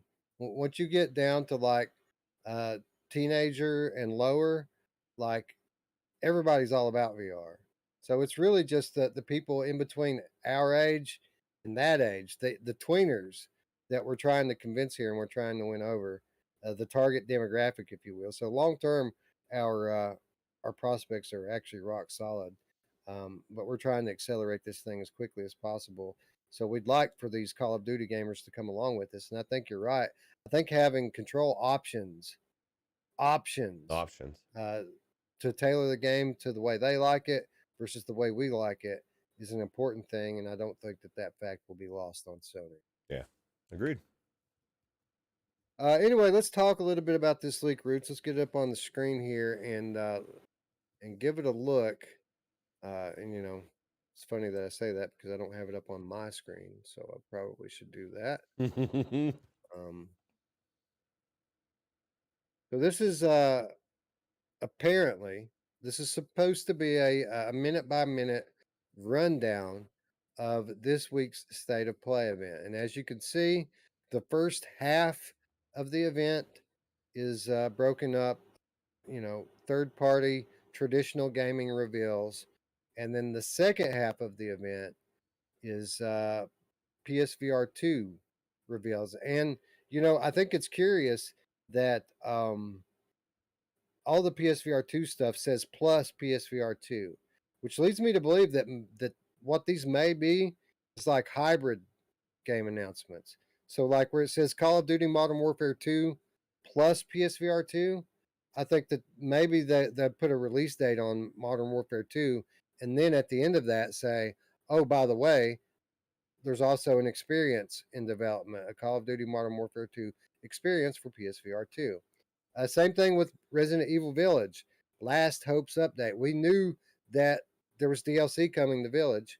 They could reveal that here and then say, oh, by the way, Resident Evil Village and all of the DLC fully playable on PlayStation VR 2. Here's what that's going to look like. We see some other interesting things on here. An Avatar game. Roots, what do you think about that? You excited about the potential of to play an Avatar game in VR? I think it could be amazing if they do it right. I mean, just the implications of just thinking about like going into this machine and then beaming down into some body or whatever. I just think it'd be pretty cool, man. And the flying in there, I think it'd be cool. Yeah, I've never watched Avatar. Ever. Really? It's actually a pretty decent Really? movie. I mean, it was beautiful. I never watched it in 3D. It was cool back in the day, you know. I know PD raves about it. See you later, Gary. Thanks for stopping by. PD raves about it. He loves watching it in 3D. Oh I wow. think he uses his PlayStation VR to watch the 3D Blu-ray, if I remember correctly. Okay. Yeah, definitely would be amazing. Yeah. So from there we get a previously unknown title, Daemonium, plus PSVR 2. And then they rounded off with Resident Evil 4 2023. A lot of people have been reporting on that like it's like that's going to be a VR title, but I'll just point out that it doesn't say plus PSVR 2 next to it like all those other titles. I think if this is true, that's probably going to be a flat game, kind of the grand finale to wrap it all up and put a bow on it. That's kind of weird, right? That they wouldn't make that a PSVR 2 as well, if that was the case, and considering it's already in VR on a different platform, right?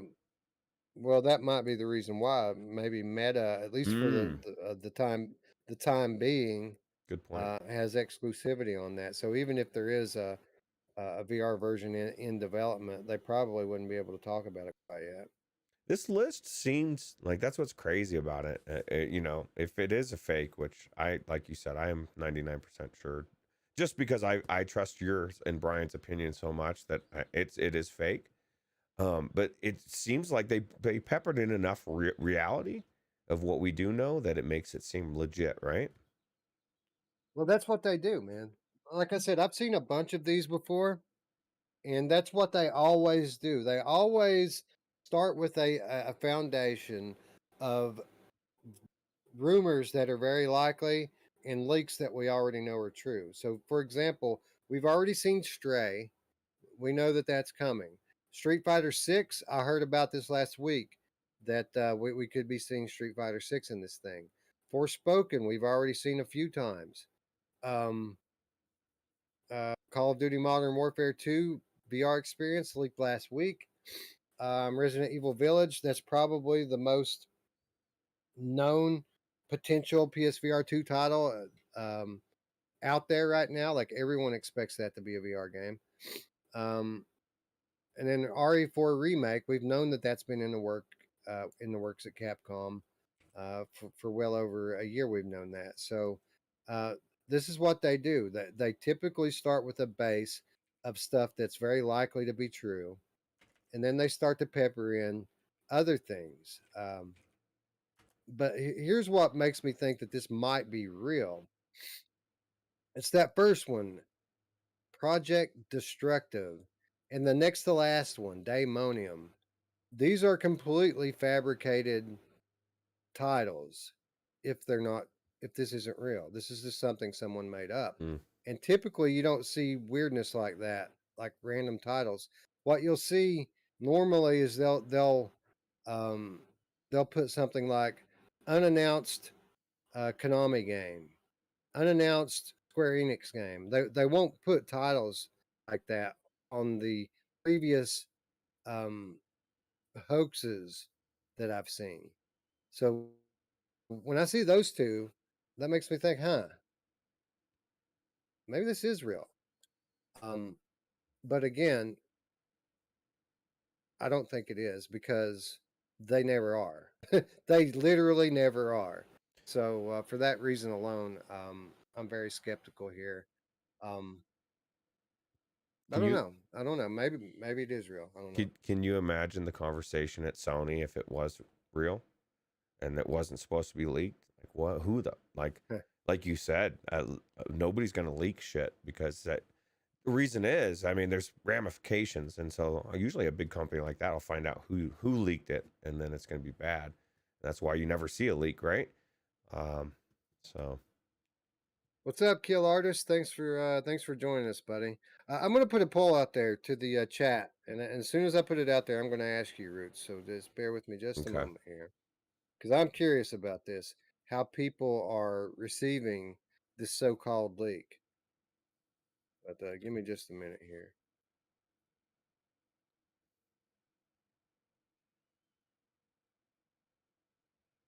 EV Man versus Gas says I could make that fake screen if it is a fake. Oh, for sure, it wouldn't be hard to make that. Yeah, that's All right, so here's the question that I'm about to put out to the chat. If you had your choice, would you prefer that this be real and that you could guarantee that all of that stuff that we're seeing on this list is real and we're getting that? Or would you prefer, if you had the choice, that this be a hoax and we return to the unknown where we don't know what we're getting and it might suck or it might not be quite as good as this? Um, what would you prefer, Roots? Would you prefer this be real? If you could mm, pick with your magic wand and choose this to be real or false, mm. would you gamble or would you go for the sure thing here? This is the thing. I think I would take the gamble, and this is why. I already know that Call of Duty exists. I'm 99% sure Resident Evil is going to exist. Those things are, regardless of this list or not, I know those two are going to. I don't know anything about Avatar or Daemonium, and like you said, Resident Evil 4, it doesn't even show that it's VR. I mean, it to me, it does. If this list is real, that guarantees that list. The way it's written shows me it is not VR, and it's not coming to VR. At least not for a while, because of like what you said with Meta. And I'm inclined to believe that the games are even greater than what we're seeing here, including Resident Evil 8. You Right. know, I want Harry Potter, man. I want GTA 5. I want big bangers. Now that doesn't mean they're not coming later. But I feel like that this is gonna. I think we're gonna hear more bangers than this. But I mean, that's a good list. I'm not disappointed with that list by any mean. And Daemonium might be amazing for all we know. I don't know.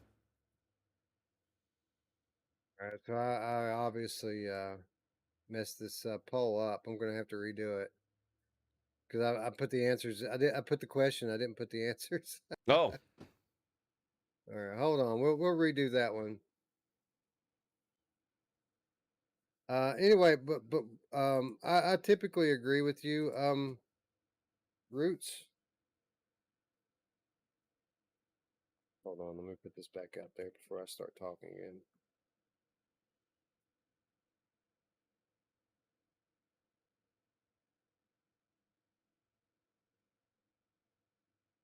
Street Fighter But Six. the other reason I said I didn't believe that this was real, um, because they never are. The other reason that I don't believe that this is real is because I'm pretty sure it's going to be a lot better than this.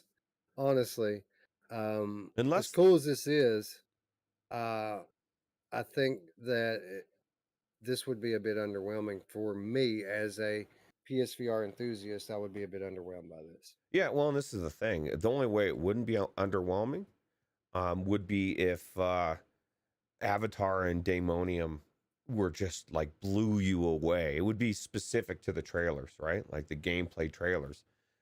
Because the titles alone, like I don't know anything about either one of those. And like I said, in my mind, Resident Evil 8 is already coming to VR. So that's not whether they show that on this or not. I'd rather them don't because I already know that it's coming. You know what I mean? Especially since there's a mod out there that now puts it into PC VR. How the hell do you not make it into PlayStation VR 2? I don't know. This could end up being decent if it were true. So this is what would have to happen. The previous VR2 overview segment would need to have some kind of new information in it, whether that be pricing or launch window or some feature that we're not aware of yet. That would need to have something like that. The Call of Duty Modern Warfare 2 experience would have to be way better than the original Call of Duty VR experience on PSVR 1. That could be something that turns out to be, um, you know, truly impressive, um, even if it's not the full game. Resident Evil Village, Last Hope's update. Um, Again, it seems like it's underwhelming because we all expect it, right? But in a box, in a vacuum, this is probably the top of my list, right? This is what I want most is native VR support for Resident Evil games. So that potentially very exciting. Avatar, big budget, big IP, potentially could be a very big title, traditional and VR. And then Daemonium. Daemonium could very well be this challenging project that Hideo Kojima keeps talking about. This Hey. could be the Hideo Kojima um, horror game that we all have been pining away for the last decade.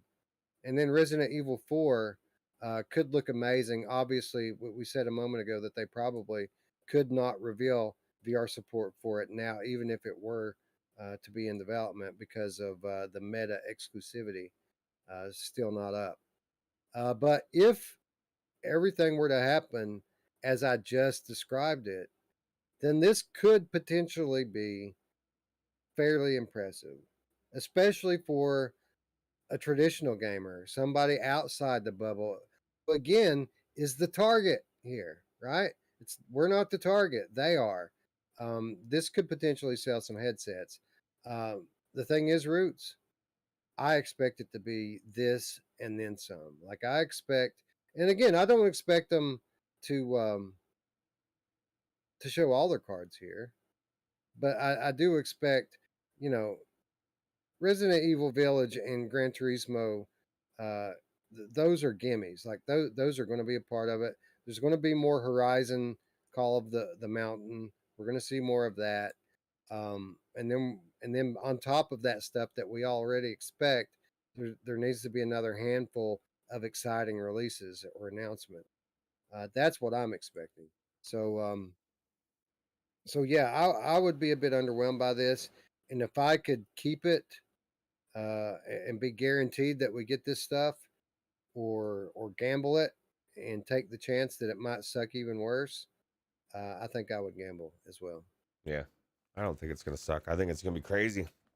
GTA 5, Harry Potter VR.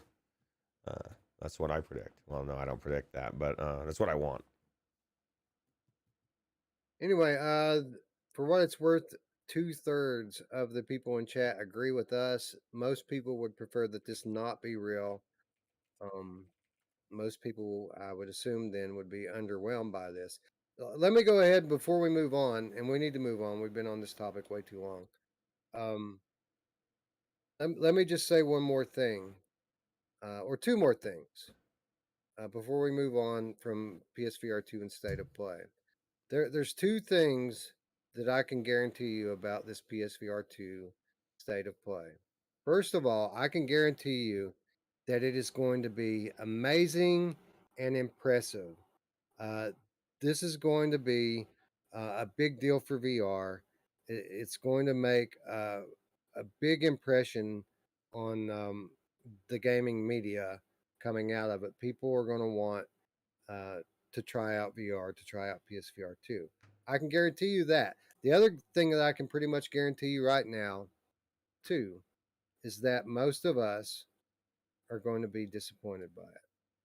And the reason why we're going to be disappointed by it is because we always are disappointed at these events. When we know that something's coming for a week or longer, we always inflate it and speculate to the point that there's no way that reality could ever live up to the fantasy. And that's what's going to happen here. We're going to speculate for a week that we might be getting Half-Life Alyx and Grand Theft Auto and Destiny 3 and all this stuff, and they're going to deliver to us a solid, impressive showcase. But there's no way it's ever going to live up to our expectation.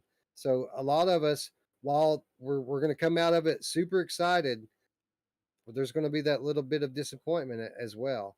And I think it would be healthy if we all go into it just kind of knowing that, because that's how it always works, right? Yeah, absolutely. Like you always say, expectation is what ruins everything, right? So everybody expects more. Speculation leads to expectation. Expectation leads to disappointment. Yeah. So I think if we could keep our mind clear and not think about it and just go into it, open, that we would just be blown away. But that's impossible, right? We're too much of an enthusiast, community to not speculate. It's impossible for us not to speculate. And people should just be for happy. that reason, oh, go ahead. Nobody's going to be happy, man. I mean, we will. What's going to happen is the same thing that always happened. Our initial reaction after the thing's over with is we're going to be thinking about all the things that they didn't reveal. But then as we start to play back in our head all the things that they did reveal, we'll start to get excited again. And that's how it always works. Yeah. Yeah, it's just crazy. People are crazy, yo. This track by Hotcakes, the serial killer Game Cat says, we will never be satisfied. That's true. That's humanity. Pain leads to suffering. Suffering leads to hate. Hate leads to the dark side. What's up, AJ? There he is, coming through right with what I just said. What's up, friend? Yeah, I think that this is going to be an amazing showcase and disappointing all at the same time, because that's how it always is, right? Yeah. Yeah, people just have their, like I said, they speculate, they expect too much. And this is the thing. There's the lack of ability to be happy with what you see. I was going to say, people should need to remember a couple years ago, it hasn't even been 2 years, a year and a half, like all these big companies were like, VR? No, we're not VR. No, fuck you. Like, don't even try to pin that on me. And now it's a reversal where everybody's jumping on board and they want to be a part of it. And so regardless of if you're getting your favorite IP this time, it's coming. It's just a matter of being patient and then liking the right games. If you like the right games, then you're going to be very happy, right? I don't know how that works. Yeah, I think that there's going to be plenty of great games for everyone to go around this next generation. We're going to get something that's pretty. I mean, it's not going to be obviously equal with traditional gaming, but it's going to be much more comparable this gen, much more than last gen. Yeah. All right. So AJ says he's been watching and he totally agrees. He voted for fake. He wants to give it back and roll the dice as well. That's gonna be. It's not that big of a dice roll. We're going to get Village, right? We know that. We're pretty sure about the Modern Warfare thing as well. I want a big budget horror game reveal this week, whether not just Resident Evil, and whether that be Kojima or something else. That's what I want. You know, wishful thinking maybe, but that's what I'm looking forward to. Yeah. Well, I want Daemonium now. Now that you told me what it, now that told me what it is. Yeah, I right. like your theory. Kill Artist, the Dreamweaver Gamecat says that he's in Bowling Green, Kentucky. What part of Kentucky am I in? I'm in Richmond or around Richmond. And for those of you who don't know, Richmond is about 20 miles south of Lexington. So I'm a few hours from you there, Kill Artist. But we're not that far away, fellow Kentuckian. Technoglitch says that he's right around the corner. So where are you at, Glitch? I never did ask you. Where do you live at? Indiana, Illinois? Must not be that far, right? I thought he lived in New York. I don't know what he's talking about. Or often some part of New York. Yeah. I did too. He's got a New York accent, doesn't he? Yeah, and he's got New York money too. That's what I always tell him. Mm-hmm. Jersey. Oh, he's in Jersey. Yeah. Kentucky, Ohio, just a couple more, and then New Jersey, right? Yeah, right right around the corner. That's right. Well, it depends on what you're looking at. If you're looking at it from like the distance between here and Shanghai, it is right around the corner. Right, it's relatively close, right? You're very close. All right. Let's move on from PSVR 2. We've been on that for a long time, and there's a lot more to talk about, but I don't want to blow my whole wad here today and then have nothing left for showtime. So again, guys, our friend AJ here, he's going to be with me and Brian and Miles on Thursday as we live react to this thing in real time together over on PSVR 2 Without Parole. If you haven't already, go over there and subscribe. There's a link in the description down below. So we need to get to some gaming news, but before we do that, let's make a quick pit stop. We do have one quick headline, meta related, and the reason I put this in here, Roots, is because when you look at all this excitement, all this awesome stuff that's coming to Sony, it makes you wonder, how could Quest ever compete? How could they possibly compete with this awesome gaming platform? There's no way, right? Well, maybe not right away, but as we move into the future, technology, might spring up that that evens the playing field a little bit, and that's what this next report points to. So this headline reads, and by the way, this is from Scott Hayden, Road to VR. Report, Meta actively testing PCVR cloud gaming for Quest. Meta may be ramping up internal testing for its own first-party cloud gaming service, which could let its latest standalone headset, Quest 2, play PC VR games without needing your own VR-ready computer. Mention of the Avalanche cloud PC VR streaming function was allegedly uncovered in version 24 of the Quest firmware, which released in late 2020.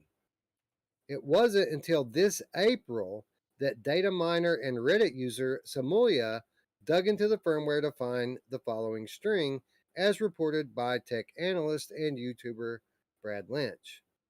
And obviously, they show a little string of code there that is typical of what you find in these types of firmware files. Samulia is also known for having extracted the Meta logo before it was officially unveiled in February, and a host of info scraped from successive firmware releases alluding to the company's next VR headset, Project Cambria. Lynch, known for the YouTube channel Sadly It's Bradley, now alleges to have discussed the cloud PC VR streaming with someone who managed to gain access and was able to remotely play a game of Asgard's Wrath, an Oculus PC exclusive, on Quest 2. The screenshot, as you can see there, shows the in-headset Quest UI supporting a feature ostensibly inaccessible to normal users, with a launch button inside the experimental feature section that says enable Avalanche Alpha, start an Avalanche session. Furthermore, Lynch says that according to the user, the quality was not very good, although this might be chalked up to the fact that they're based in the UK and had to connect to a PC in the United States. We're unable to verify the authenticity of that information. However, Meta may be carving out its own exclusive nook for Quest cloud gaming. In the past, Meta has taken steps to disallow cloud gaming apps from both its official Quest store and App Lab, Meta's app outlet featuring less stringent content submission guidelines. You can only download third-party cloud gaming services like Plutosphere through side-loading tools such as SideQuest. Roots. So,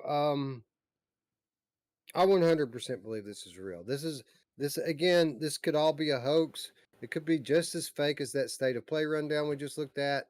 I happen to be of the belief that this is real, and the reason why I think that this is real is because of Meta's past, or Facebook's past, or Oculus' past.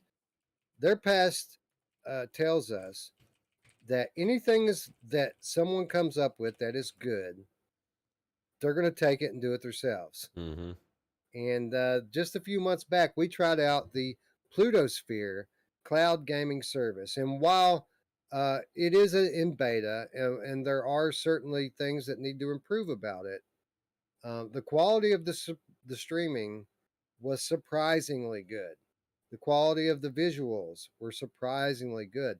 The latency was surprisingly low.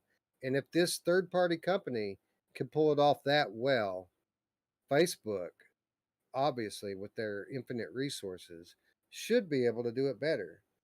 So I think this is real, Roots. What do you think? I agree. I think it's real for those reasons, and just because it's needed, especially if you can do it from inside your own platform, and they have it connecting, and it'll be a service. Obviously, you won't get it automatically. It'll be $15-20 or whatever it is a month.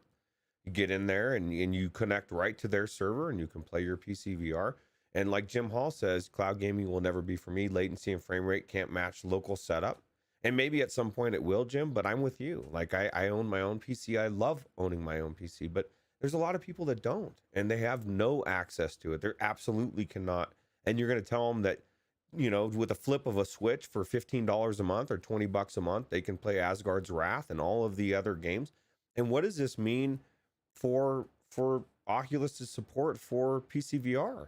To me, that way, if this is true, this means that they're supporting it more than we've thought, and maybe those big budget games aren't gone. Maybe they're still being worked on. I mean, we know this is the thing.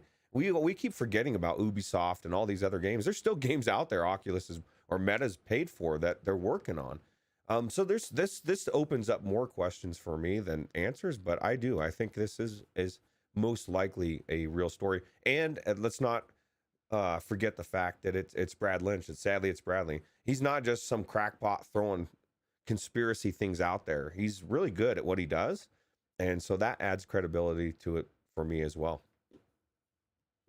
Yeah, and again, it's like this. We already knew that they were looking at this. We've heard John Carmack talking about it and about the internal debate at Facebook Reality Labs with where they should place the quality bar, right, before they ship a feature like that. And just pure common sense stands to reason that they would go that direction as internet speeds and Wi-Fi speeds increase, as 5G cellular internet makes its way across the globe. Things like this become more viable. And I meant what I said. We tried this a few months ago, and it was way better than we expected it to be. If I couldn't afford a gaming PC, I would 1,000% be paying for Plutosphere right now because it was more than playable. It was actually pretty good. The only problem with it is you need the games to support cloud saves because you don't get any kind of like permanent storage on the server on Pluto Sphere. You're always starting from scratch. Mm. You're always having to re-download and reinstall the games, even though it happens very quickly. You're always starting with a brand new, fresh PC. I think if they could work on a way to give people game saves and make it so that you're at least not being charged for the time that it takes to download and install games. Um, I think that this could work. I think it could be a very popular feature. And, you know, if Meta's doing this, they're going to come up with new technology, ways to make it better, right? Mm. You know, kind of new concepts of how to do it that maybe Pluto Sphere and the other smaller companies haven't thought of yet. Meta's all the time coming up with new things to optimize their hardware, and I think that it won't be any different with cloud gaming. I think that when they do launch this as a feature, people are going to dig it, man. Yeah, absolutely. What do you think the possibility is of in the future? And I'm talking like a few years down the road, where this becomes a built-in feature, and I'm talking like the technology is advancing so fast that, and they're building this to give themselves a platform for all of their these quest games to take the strain off of the hardware, right? Like, so they're not even going to be doing most of the work on the future quest. The future headsets are going to be so light because most of the computing is going to be done on the cloud, right? And it's all built in. And these games, and think about the games. You're not worried about trying to fit everything in this small chip. You've now got wireless gaming, the same as Quest 2, but on another level, clarity wise. I don't know. Well, yeah, I think that's the end goal, the end result for everything, man. Things are going to increasingly move away from hardware and into the cloud. I think that it's inevitable, and as the tech continues to get better and the latency continues to go away, that the market will continue to trend in that direction. Yeah, absolutely. Because your Quest 2 now becomes kind of like with a streaming computer. It's like you're not even doing any of the work. You just think about how light those things can be.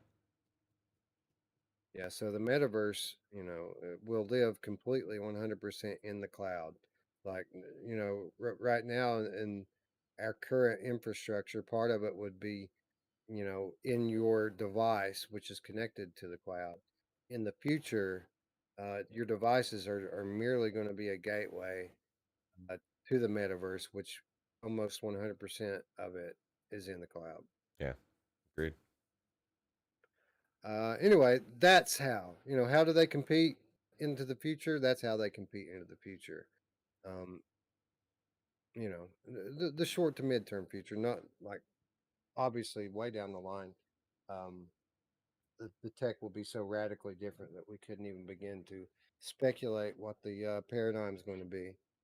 Yeah, I Um, predict. I predict that yeah, it'll be cyborgs to some extent. And I'm not even joking, like a chip or something of some extent that gives you a ability to interface with it and do it in a way that doesn't exist. And I say to people, enjoy. I'm not. I'll opt out. Crazy. you're here. Anyway, let's get into some gaming talk really quickly. Let's bust through these gaming headlines and get out of here, bro. Let's get it on. So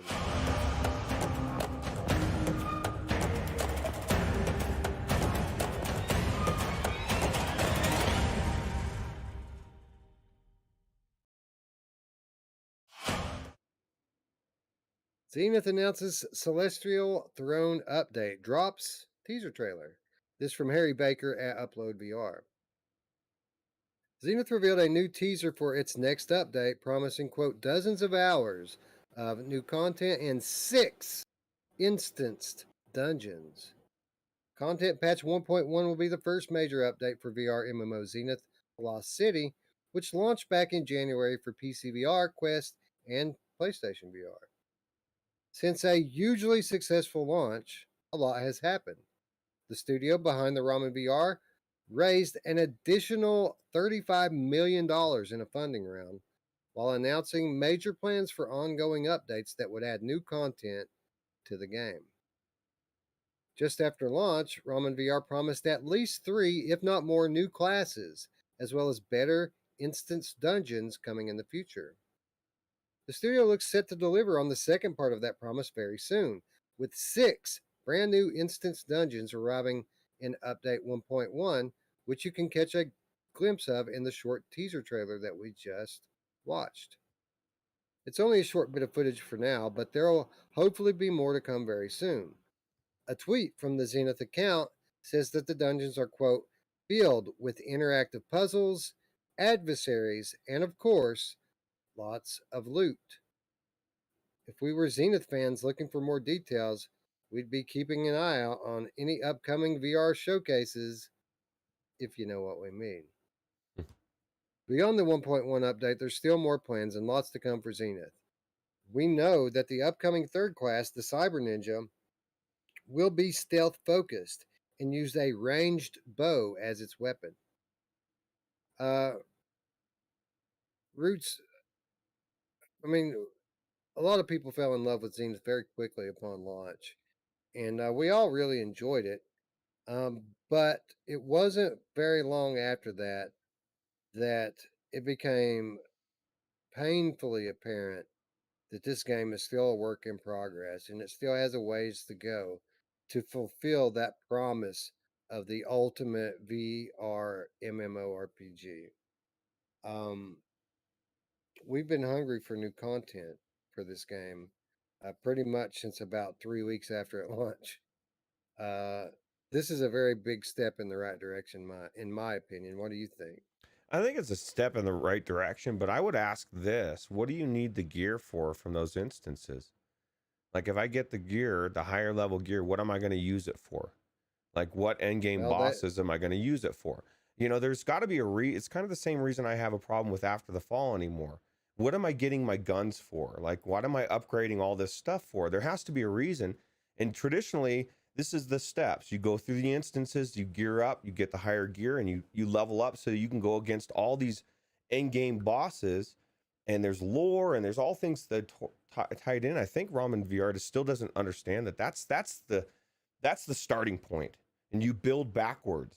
And they're doing the opposite. They're building forwards, and they're giving people great things. This is the reality. They're in a race.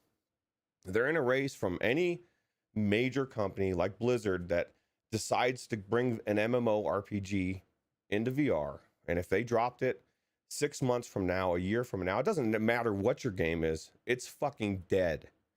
And that's your race. So you need to pick up the pace. You know, I think it is in the right direction for sure, but I'm still worried about it.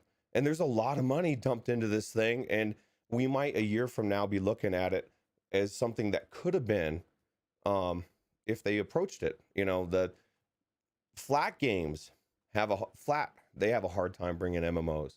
Like, most of them don't succeed. So, and for this reason, but I don't know. Yeah, well, I will say this: that they are saying the right things. Pretty much everything that you said that this game needs to be working towards, they have addressed. It might not be in this 1.1 patch, but they've talked about adding the in-game content. They've talked about all this stuff. Now, will they do it in time? I think that's a legitimate point that you're making, because we are about to enter the next generation of VR, and beyond that, Alicia's coming as well, and Alicia looks really good. So. Yeah, I don't know. I'm not an MMO guy. Like, there's nothing that they can do to make me kind of buy into this game the way that MMO players buy into their games. But in the short term, for me, my biggest issue with it isn't in-game content, because there's no way I'm going to ever see the end of the game. I'm not going to put that kind of time into it. But for me, my problems were that the gameplay is repetitive and that the combat was not rewarding. I love the map, I love the exploration and how what a huge, beautiful, big open world it is. I enjoyed that, but I need more to do, and I need the quests to have more substance than just making it to certain points on the map. raising my hand above my head or killing a few of the same enemies that were over there. I need more depth to the minute to minute gameplay. And updates like this, according to them, the way they describe it, should provide a lot of what I'm looking for uh, as a casual gamer with this type of game. Yeah, well, and hopefully, I will. The game's really good. You know, I'm not gonna just shit on it and say I mean, it's way better than the last MMO that came out for VR, and that one was pretty good. It's just, is it good enough to attract? Like, if you showed Zenith to the average flat gamer and you put them in there, they're not going to be impressed, or at least not the average. Let's put it this way: the average MMO player. For exactly the biggest reason they wouldn't even get to end game content for what you just described. There needs to be some lore, and the quests need to actually be more than just go here and then go there, and like you said, put your hand up and all that stuff. It just it needs to be more. So it's like a lot They've of got a games good in VR. foundation here. They've got a good foundation here, but I don't know that the long term approach is going to work for them uh, because the next gen is coming, and not only are the next gen games going to have this depth, but they're also going to look a lot better and sound a lot better. They're going to be better in most ways. So I agree. They got $35 million. I think I would invest that money in a bigger team, and I'd get busy on this Get thing, busy. man, because they do have the window's not closed for them, but it is closing. It's So they closing. need to, yeah. Yeah, absolutely. And we want you to succeed because it is a good game, like a good base, like you said. So Let me ask you this, man. Like, I like what I'm hearing with this 1.1 update. This, these puzzles and new enemies in these instance dungeons. This sounds like the type of stuff that would keep me entertained at least for a little while longer. And it's been a while since I played Zenith. Like I didn't level up to 40. I made it to like around 15, and then I noped out. So like it's been a while since I've been in there, and I did enjoy my time in there because I enjoy spending time with my friends and family. Um, this is probably going to be enough to get me back into it, at least for a few times anyway. Um, is it enough for you? Or are you going to go back in and check this update out? I'd go in for the same reason. You know what I mean? I like to hang out with you and Michelle, and I had a fun time. It was good. I would have to start over. That's my problem. I've started over for several different reasons on different characters, and one of them was stuck in a mountain. One of them was insane, and so like now I'll just start fresh, and because I really did like the healing class of the sword. Surprisingly, I thought I was not going to like it. I thought I was going to like the mage person better, and when I tried the other one, I was like, wow, I really like the mechanics, the dash, everything about it was super cool. Yeah. So So yeah, I think I'm kind of looking forward to this, man. And I want hopefully that Cyber Ninja isn't long behind this update. Like I thought that the Cyber Ninja update would come first, but it sounds like maybe that might not be the case. Maybe this one actually lands before that update. yeah, because they talked about the Cyber Ninja a long time ago, kind of adding credibility to what Alan Kara said a little bit up in the chat. They said coming soon, probably 2023.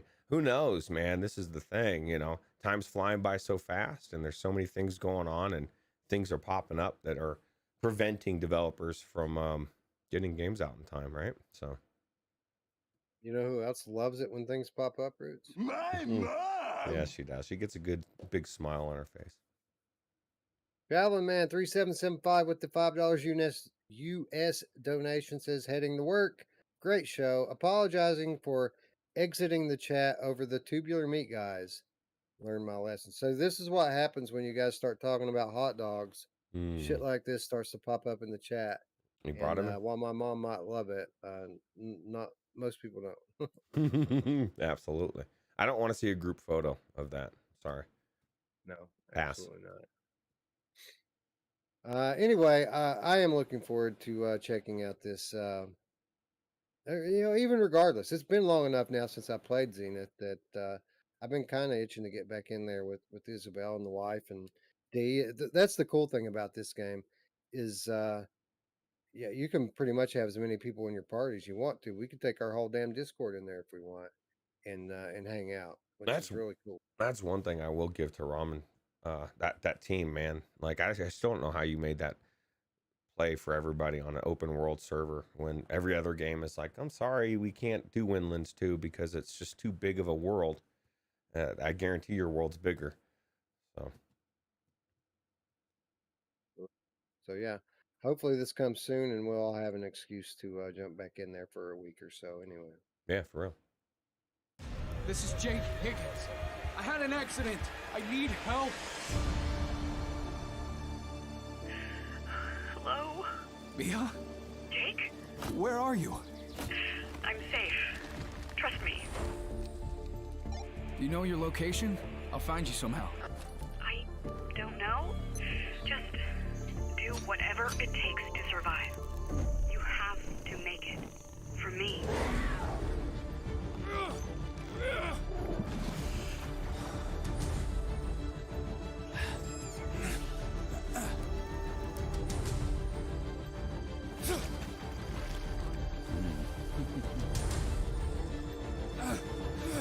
How long have you been here?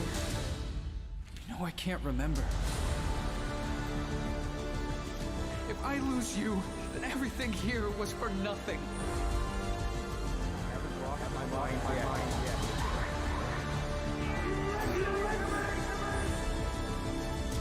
You can't save me. You can't even save yourself.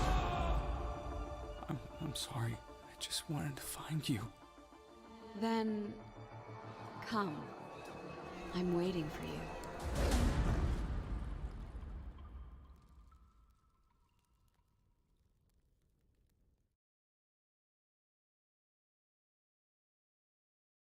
This is Jake. This from Harry Baker at Upload VR. The upcoming PC VR edition of Green Hell VR is set for release on June 9th during the upcoming Upload VR showcase. Green Hell VR, a port of the original survival game for PC and consoles, launched in April for Quest 2. The decision was made to release the Quest 2 version before PC VR in order to implement feedback on the latter after users experienced performance issues in a demo earlier this year. However, the Quest 2 and PC VR version also differ from each other. While both stem from the original flat screen version, the Quest 2 release is a slightly abridged, streamlined version of the game, designed to work better on the standalone system. This upcoming PC VR version, however, is a complete port of the original game. According to Incuvo, this includes a wider terrain to explore, higher graphic fidelity, a different UI and mechanics, yielding an even more immersive survival experience. Roots, I enjoyed this game on Quest. Um, Surprisingly, survival traditionally not my favorite genre, although, you know, recent VR survival games have actually surprisingly appealed to me. I really enjoyed Green Hell VR and Quest. I liked the story campaign. I liked the physics of it. It was a beautiful world on standalone. Um, I kept going back to it even after we covered it, which isn't always the case. That's how you can tell which games I really like from the ones I just kind of like. If we cover a game and then I keep playing it, that means I like it, and that was the case with Green Hell VR.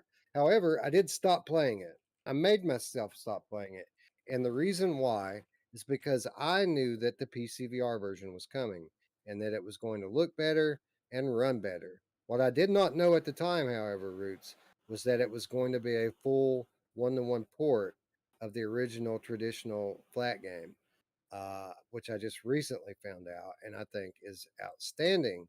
I'm very, very much looking forward to getting into this uh, in less than 2 weeks' time.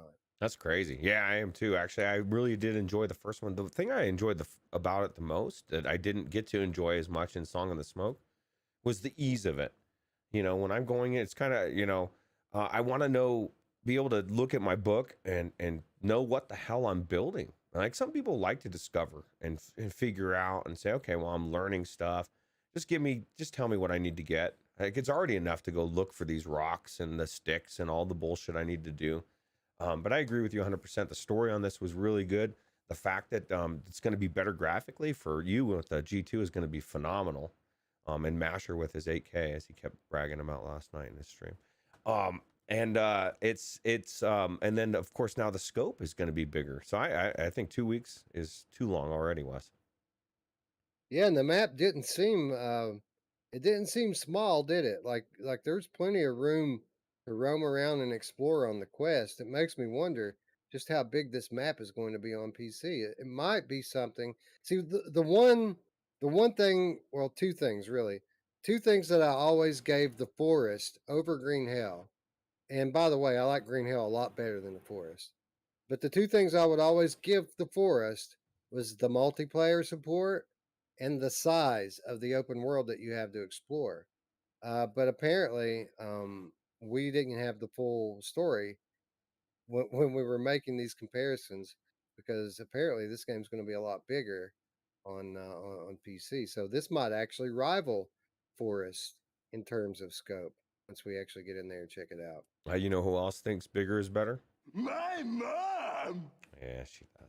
I'll tell you what, man, I am excited. I'm not a big survival type of person, but I really did enjoy this game. And, flat games traditionally, I mean, people loved it so much that they wanted to bring it to VR.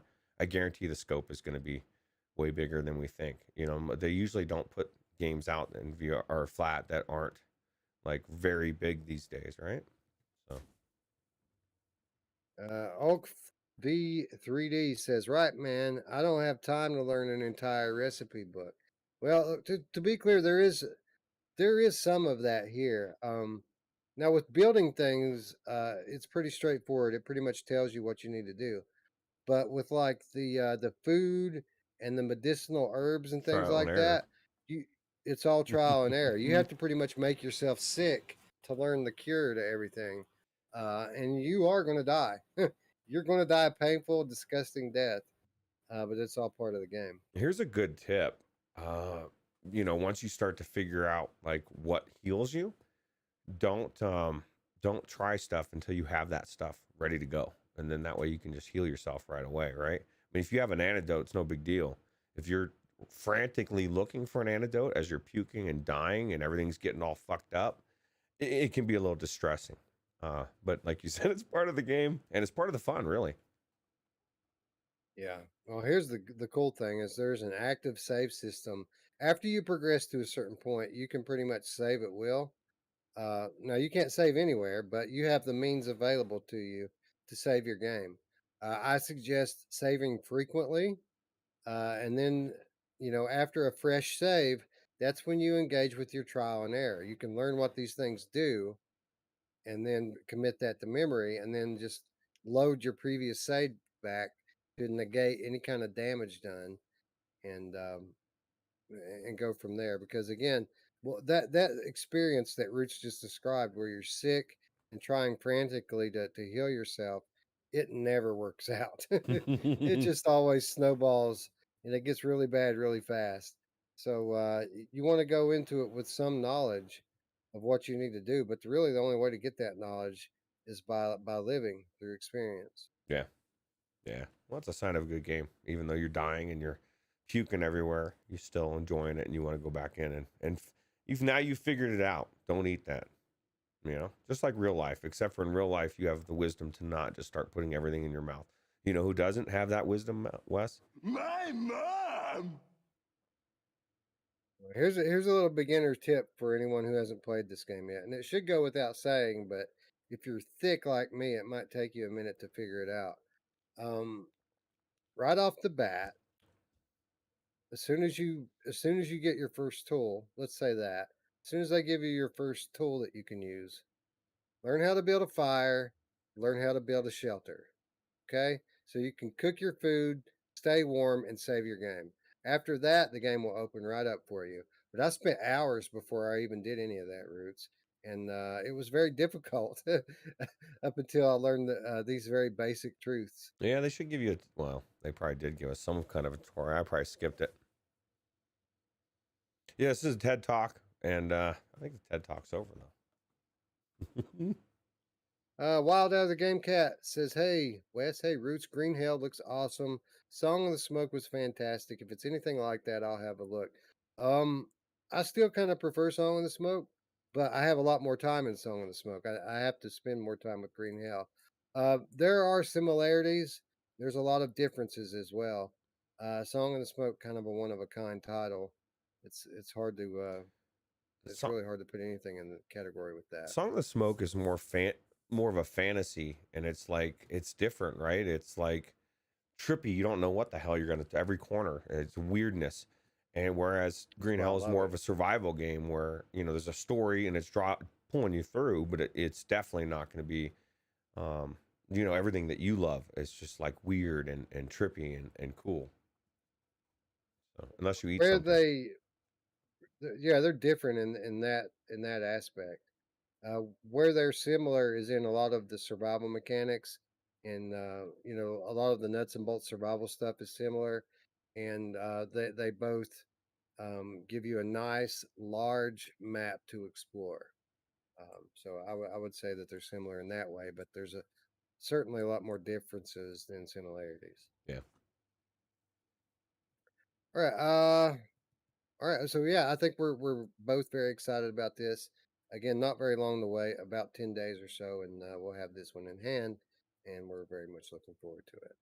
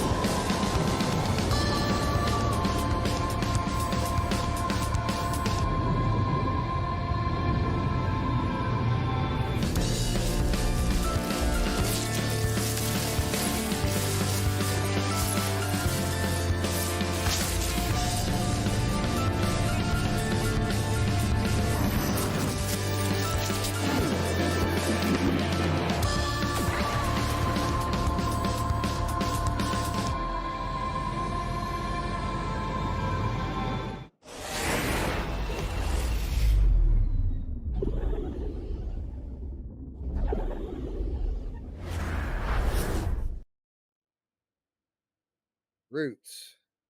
No Man's Sky Leviathan update adds time loops, space wells, and more. This by Roland Bishop, comicbook.com.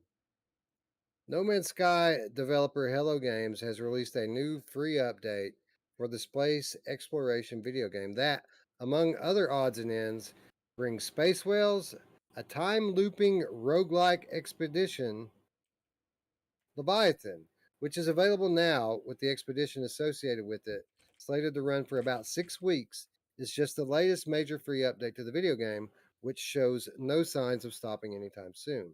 Quote, "Our 7th expedition traps travelers inside a time loop and offers a taste of roguelike gameplay. Difficulty is tuned to survival mode settings, and every death means a reset of the loop. As players explore the loop, they will recover memory fragments, lost remnants of previous loops. These manifest as procedurally generated technology, meaning the reset of the loop may play out very differently. Completing the new expedition can earn players a number of different rewards. There are special posters, a starship trail, a cloak, a little version of the organic frigate, and the giant space whale, the Leviathan itself, that can be added to the player's fleets. Roots, typically these days, I ignore these No Man's Sky updates. They do one about every 4 to 6 weeks. They're always very cool looking. We always ask the same question: is this enough to make you want to get in and spend the time that it takes to get acclimated and play No Man's Sky, to which we typically say, yeah, maybe, and then we don't go in it. But upon looking at this, the more I look at it, the more I realize, Roots, that they done returnaled this game. They have returnaled No Man's Sky. I think that this Leviathan update looks absolutely amazing. And I don't know that I can get my shit together quick enough to experience this. This is only going to run for about 6 or 7 weeks, and I'm a beginner in No Man's Sky. I don't know that I'm anywhere near the amount of progression I would need to even start on something like this, but I want to. For the first time since this game launched, I want to do this. This looks fucking cool. Yeah, I definitely this is the thing, man.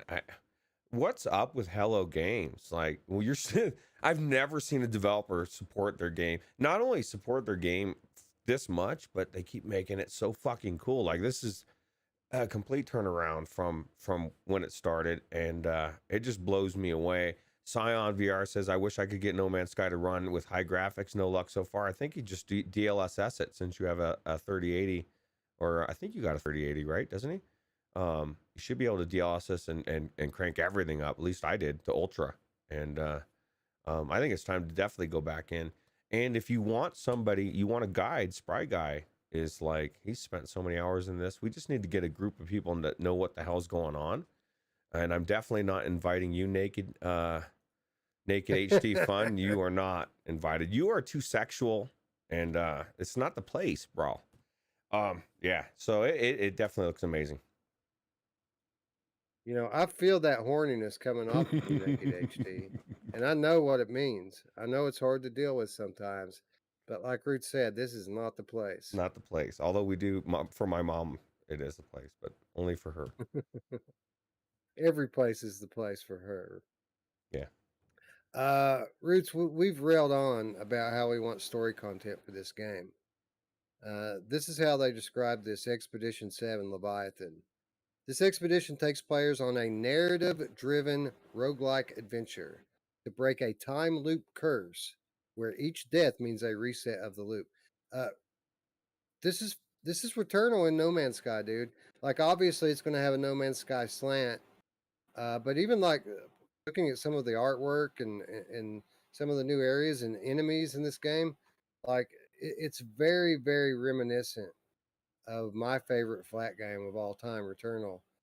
And Paradise the Key in the chat says that even new players can just start clean and go into these things. You don't need to have any kind of progression or experience to do them. So I think, Roots, as soon as Mod Month concludes, which we're at the tail end of it now, I think the next thing that I want to go in and check out, besides Green Hell VR, I think I want to play No Man's Sky, man. You know, despite what Scion said, I did go into it semi recently for a little while, and it ran pretty good. It looked beautiful on my computer in my G2, and it ran good, man. It ran good. So yeah, I think I want to play No Man's Sky. I wonder how it would run on your Rift S. Might not be as clear. 100, but you could probably crank the hell out of Super Sample.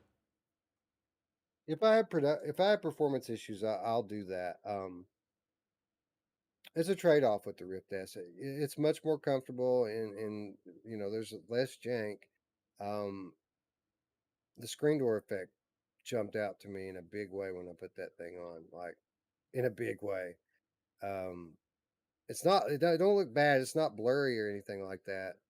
But I had forgotten what screen door was until I put my Rift S back on, and I was like, oh yeah, I remember now. I remember why I sold this. That's the beauty of the G2. Exactly. So yeah, if my G2 gives me trouble, then yeah, certainly the Rift S is a capable backup. And again, there will be use cases for it, and I'm happy that I bought it. And who knows, No Man's Sky might be one of them. And you know, I do have enough graphics power here. You know, outside of No Man's Sky, talking about Rift S. I have enough of a card now that I could super sample my way out of a lot of its deficiency, right? Yeah, absolutely. Like I haven't even really messed with super sample since I did my Rift S, but I probably should. You know, like even with a 2080, you can Oh, crank the crap out of it. Oak V3D says, "Hey man, don't worry, we all have performance issues." Hey, you know what? When I played this recently, I also played it on my PS5, and it looked pretty good on there too. Like I might just go play this thing on PlayStation VR. Like it looked pretty good. Yeah, absolutely. Yeah, I definitely going to be playing it either way, right?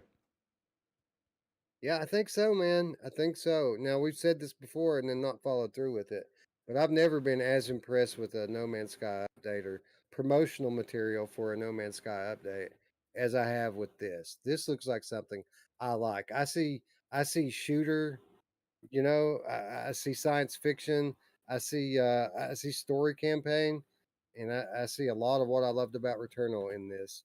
And yeah, it looks cool, man. It looks really cool. The chat, Spry Guy and Tech are saying, you know, who doesn't like performance issues? My mom! Yeah, she has no tolerance. You better put up or shut up.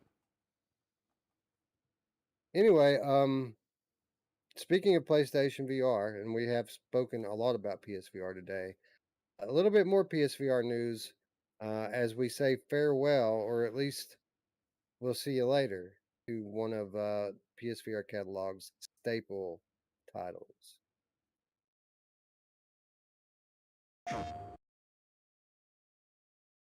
The laptop location is compromised. Protect it at all costs. Alright, they're breaching. They're breaching. Moving in. Moving in. I got gunfire.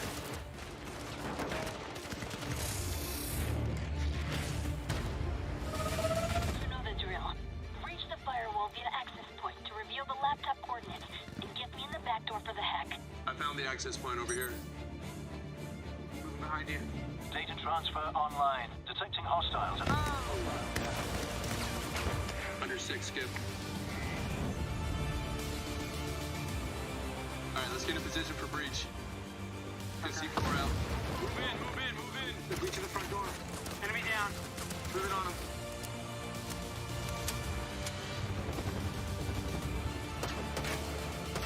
Got one.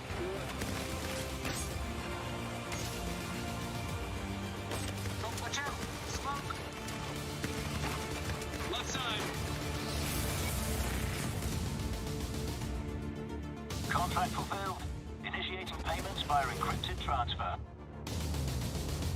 PlayStation.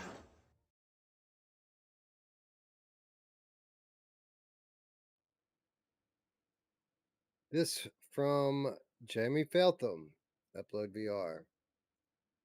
Just under 4 years on from launch, PSVR exclusive Firewall 0 Hour has launched its final season.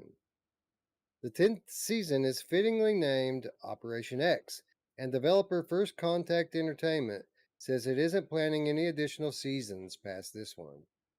The game will, of course, remain in operation past the end of the season. Included in Operation X is the return of the legendary weapons, all of them, by the way, all of the legendary weapons, alongside 24 missions that allow you to unlock new cosmetics. You'll need an ops pass to access the new concept. This isn't a massive season by most accounts then, but First Contact is currently busy working on a brand new game for PSVR 2. No word on exactly what that will be just yet, but we'd certainly welcome an official sequel to Firewall. You can keep track of every announced and rumored PSVR game right here on Upload VR. The article goes on to give the history of Firewall 0 Hour, but I think we're all very familiar with this game and what it has meant to the PSVR platform. Still, on a dying platform, a game that is very much alive and well, and a game that I'm sure would go on for another 10 seasons if it weren't for the fact that they definitely have a sequel coming. Roots, they definitely have a sequel coming, don't they? They have to. Like this is the one game that the one shooter that everybody loves and plays, right? Even Techno Glitch I was laughing when he said we were going to play this game, and I'm only laughing, Tech, because I remember when you first picked it up, I was giving you shit because you were waiting to use your PlayStation Plus because you were like, I'm not going to activate it until we go to play. I'm like, just use it, dude. We're going to play soon. And it's been like, what, 6 months now? But we've been playing other stuff, so we're going in Tech. So ET2K9.now says, what? The Firewall servers are shutting down? Did they ever add dedicated servers? As I recall, this game was built around, or at least for a very substantial portion of its life, was built around local hosting. So whoever was, the first one in was the host of the game. Now, a lot of people didn't like that because when those people would rage quit, then it was game over for everybody, and you had to start all over again in the lobby. So they may have updated it and put some kind of dedicated servers in, but I don't think so, man. I think that and even if they did move to dedicated servers, I'm sure that they'll just go back to letting people host it again if that's the case. Firewall is going nowhere. We don't have to worry about that. I just thought that this was a notable story because of the importance of this game. In my opinion, this is the best competitive shooter in VR, not just PlayStation. This is the best competitive shooter in VR. It's better than Contractors, in my opinion. It's better than Pop One, in my opinion. This is a excellent game, and I think it's a sign of the times that that this game is shutting down its seasonal content. Although I'm sure people are still very much subscribing and paying for the seasons. Um, I think that this is a good thing, Roots. I think it's a sign that we are at the precipice for the next generation, and not just the next gen for PSVR, but the next generation for Firewall 0 Hour. So do you think old KV3D says so everything will be free after the season? Do you think it'll be free? Because like that was the way Yes. it was, right? Yeah. So they're bringing back all of those legendary weapons. So like, these seasons would have a number of legendary weapons that um, you could only get during that season, and then when it was gone, you couldn't get it anymore. Um, those are all coming back now. There's like 24 of them, or maybe not that many. There's a lot of them, right? There's I don't want to put a number on it. There's 15 or 20 of them. There's a lot of them. Those are back permanently now, and as long as you play and gather the crypto to buy them, they're unlocked for anybody to buy now. And the content that is in season 10, which by the way is all cosmetic stuff, um, as is always the case, at the end of the season it will unlock for everyone. As long as you have the crypto to buy it, Mm. you'll be able to get all this stuff. So yeah, the short answer is yes. Yeah. Well, that definitely that's a good for everybody, I guess. And yeah, definitely the I agree, the best shooter in VR, and it's got depth, it's got strategy, it's Rainbow Six Siege in VR, and it's done really well. So Now here's the thing, and here's my real reason for putting this in here, other than heralding the next generation and saying goodbye to a PlayStation Classic. I've often said, and maybe I haven't said it out loud enough, that as we move toward PlayStation VR 2, I plan to do a victory lap and go back through the entire PlayStation VR catalog and play all the best games one more time before we move on to the next generation. Classic games in this catalog. And that includes Firewall. Now, as it just so happens that since I was last a regular player of Firewall, there's been a number of maps added. There's been a number of weapons added. You know, the UI, I've played in the new UI a few times, but it's way different than it was at launch. It's a lot better, more streamlined, a lot better looking. The game is enhanced for PlayStation 5. While some people dispute that, I think it's absolutely obvious. And they say it's enhanced and unlocked for PS5. But this is a team game. So if I'm going back in here, I'm going to need some players. I'm going to need some people to go in here and play Firewall with me. And it isn't something that we're just going to play for a day and put down. This is going to be something we spend a couple weeks on who's going with me? That's what I want to ask. Who's going with me? I'll definitely be there. I know Masher will be there. How much? It's a team of 5, right? Or is it 4? No, it's 4. 4. Okay, so we just need one more person. But that here's the cool thing. Like it's like a 4v4. Oh, that's So right. like So we could get 8. so, right. So we can get 8 together and play, and we can scramble the teams up and switch if we want, or we can just all stay on the same teams. But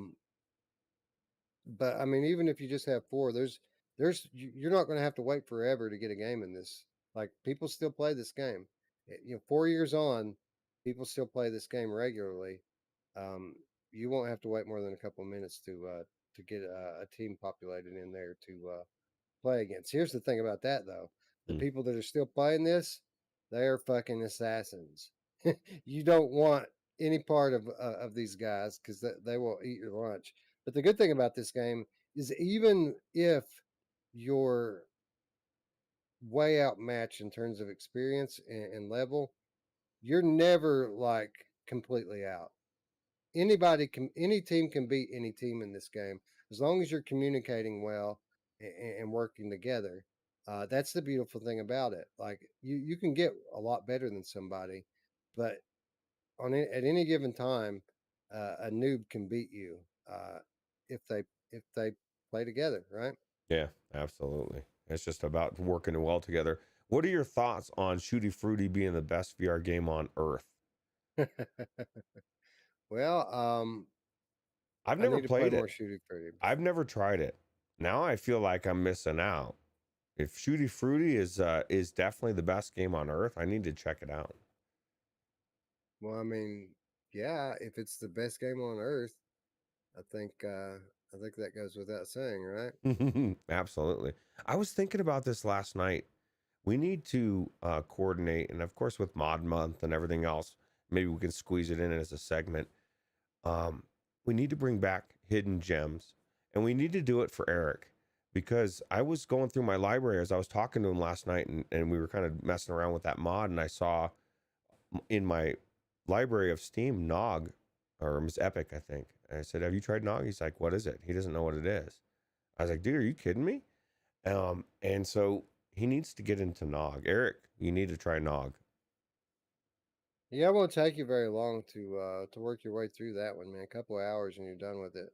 It's going to blow you away. The 3D on it is so amazing, and it's just so good. Maybe we'll hit that one on our way back through the PSVR catalog. Yeah, it's another one. Yeah, it's a good idea, Wes. Anyway, Roots, I'm going to go ahead and in the interest of time, say that we just move right along into the reminders and skip the last headline and leave that one for the patrons. What do you say? Yeah, absolutely. All right. With that said, we do have stuff that is out this week. 3 interesting titles dropping. Mod Month is about over, Roots, and it's about time for VR releases to start happening again. I've been out here at the clock tower for more than 30 years now. Alone for, well, most of that time. I don't feel alone, though. I have the gardeners. Every day I get up and pump out the rising water. If I don't, the tree and all the precious plants it protects will die. That's the last recording I have of Adia. Nearly 10 years old now. How does it feel to be home? From out here, you wouldn't know it was sinking. I just hope we're not too late. I found her gloves, and they still work. Thank goodness. This would be impossible without the gardeners. Oh, those things. Yeah, they're pretty neat. When I first arrived here, I used to imagine the gardeners were alive. I loved the thought of the clock tower teeming with people, all helping look after the plants. The clock tower uses fruit for energy. With the gardeners, this will finally automate the drainage pump, just like that. Things were looking a little bad on the lower levels. I'm going to fix this place, Levi. I'm going to fix it. Something's wrong! What's happening? The pump's offline. That place was my home. And the plants there, they're irreplaceable. The tree is always running out of time. How did Adia handle this place? Reckon you can fix it? But I'm not letting the clock tower go without a fight. Not this time.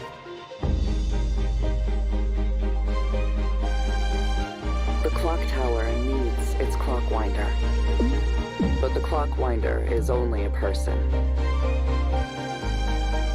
And people make mistakes.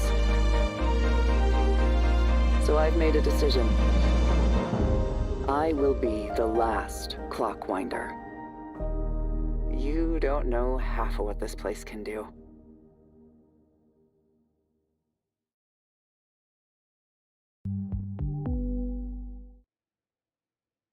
The Last Clockwinder, developed by Pontico, published by Cyan Ventures. Releases June 2nd for Oculus Quest 2 and Steam VR. Roots a very unique looking, story driven VR puzzler, reviewing fairly well in early reviews. What do you think? Are we buying or selling The Last Clockwinder? And to me, it looks pretty cool, man. I was telling you between the scenes, I enjoyed transpose, but it seemed like there was nothing pulling me through. This one actually looks unique, and each puzzle or whatever you want to call it is different. You know, the music, I like when he's throwing something and you kind of bank it into the thing. It seems like it'd be a really cool game to go into and chill out for a couple hours as you're, like an unwinding game, trying to figure out these puzzles and then the chaos of everything going on, watching it happen. I think it'd be cool. Texas. I like I like well produced story driven VR experiences, and I happen to know that Scion doesn't produce garbage. That's true. So I am a bit intrigued here, and the puzzling mechanics are unique. I mean, not completely unique, but unique enough that we're not doing this kind of thing every day.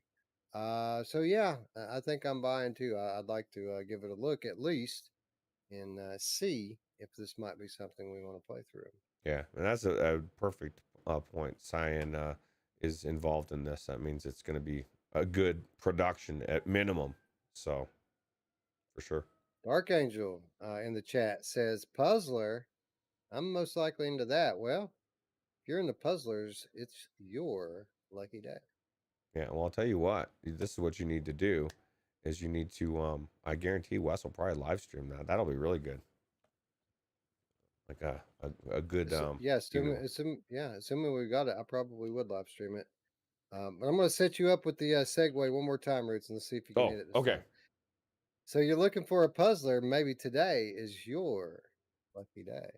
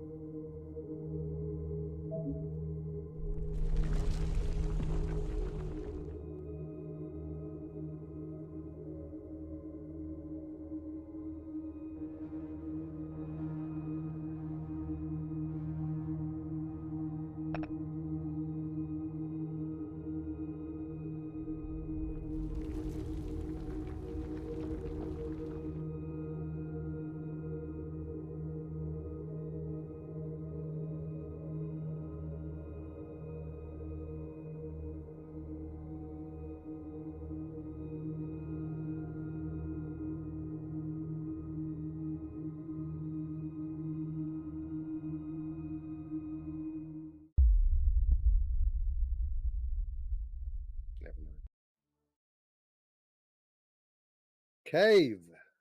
Now, if you look everywhere, the few articles that are covering Cave, they will tell you that this game is coming from Sable Studio. I will tell you that this game is being published by Sable Studio, and if you actually look into it, this game is coming from a few very talented young developers from China who are pretty fresh out of school and just getting out there, and apparently have a pretty impressive little puzzle game on their hands here. So much so that they're putting it up for sale on Steam. Now, this comes to Steam on June 3rd. This game only officially supports Oculus Rift.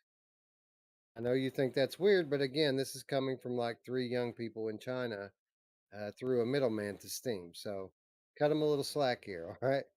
What I can say, right, exactly, they must have a Rift.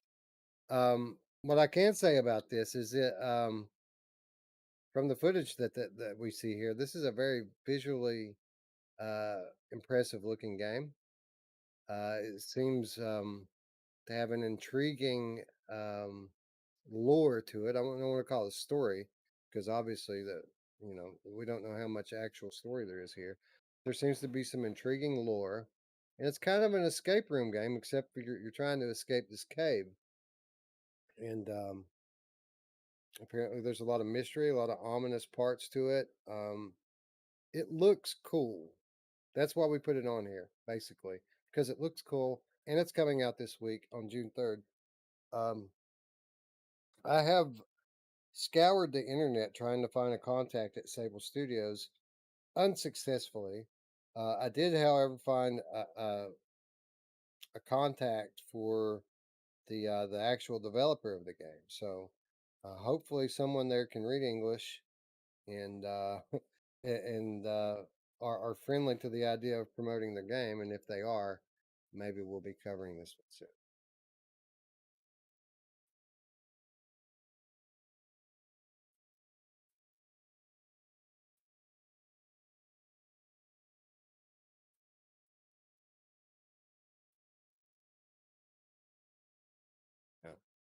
But I did find a very small presence for these developers on social media, and put the word out there. So maybe we'll get a chance to check this one out. I think it looks cool. If for no other reason, I want to see what this cave looks like inside inside a VR headset.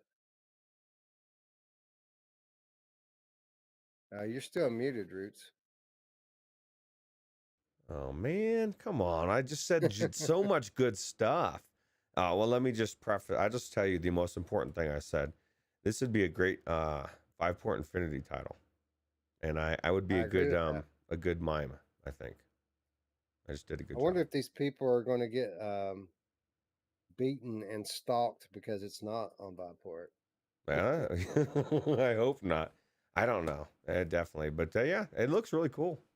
It definitely looks like something that environmental puzzler. I was telling you between the scenes that Anthony, that one, I can't remember what the game is that you said you never tried it either. I played a little bit of it. I sat down on the beach. Zing. Yeah, Zing. This looks like a much cooler Zing. Looks really cool. Yeah, I mean, visually, I mean, it's hard to believe that it come from such a small, inexperienced group of developers, but apparently that is the case. Yeah, absolutely. O'Doyle got it. I just told the secret of life, and you guys all missed it. Wes is the only one that heard it, and well, I guess we're the only 2 that know. Sorry. Here's the secret to life, ladies and gentlemen. Cashew granola bars. Wes, you weren't supposed to tell. Damn it. I'm gonna have to go get some. Oh, Zing is that's Naked HD Fun is back. Well, crazy time. You know who else you can't get rid of, Roots? My mom! She's right there. She's naked, streaming girls all the time. And you know what? I just realized the audio audience, you audio people out there don't know what the heck we're talking about. So you're going to have to come over to the live stream and rewatch it to see in the future. Anyway, one more pretty cool looking title out this week. Actually, with this one, I started not to put it on here, and the more I thought about it, the more I think that we might actually have something here. So let's take a look and see what the chat thinks.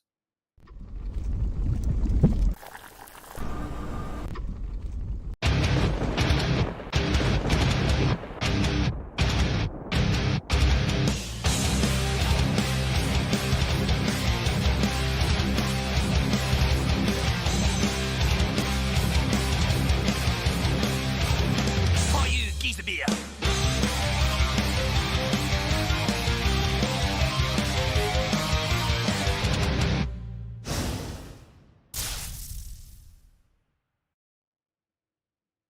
Drums Rock is already out on App Lab.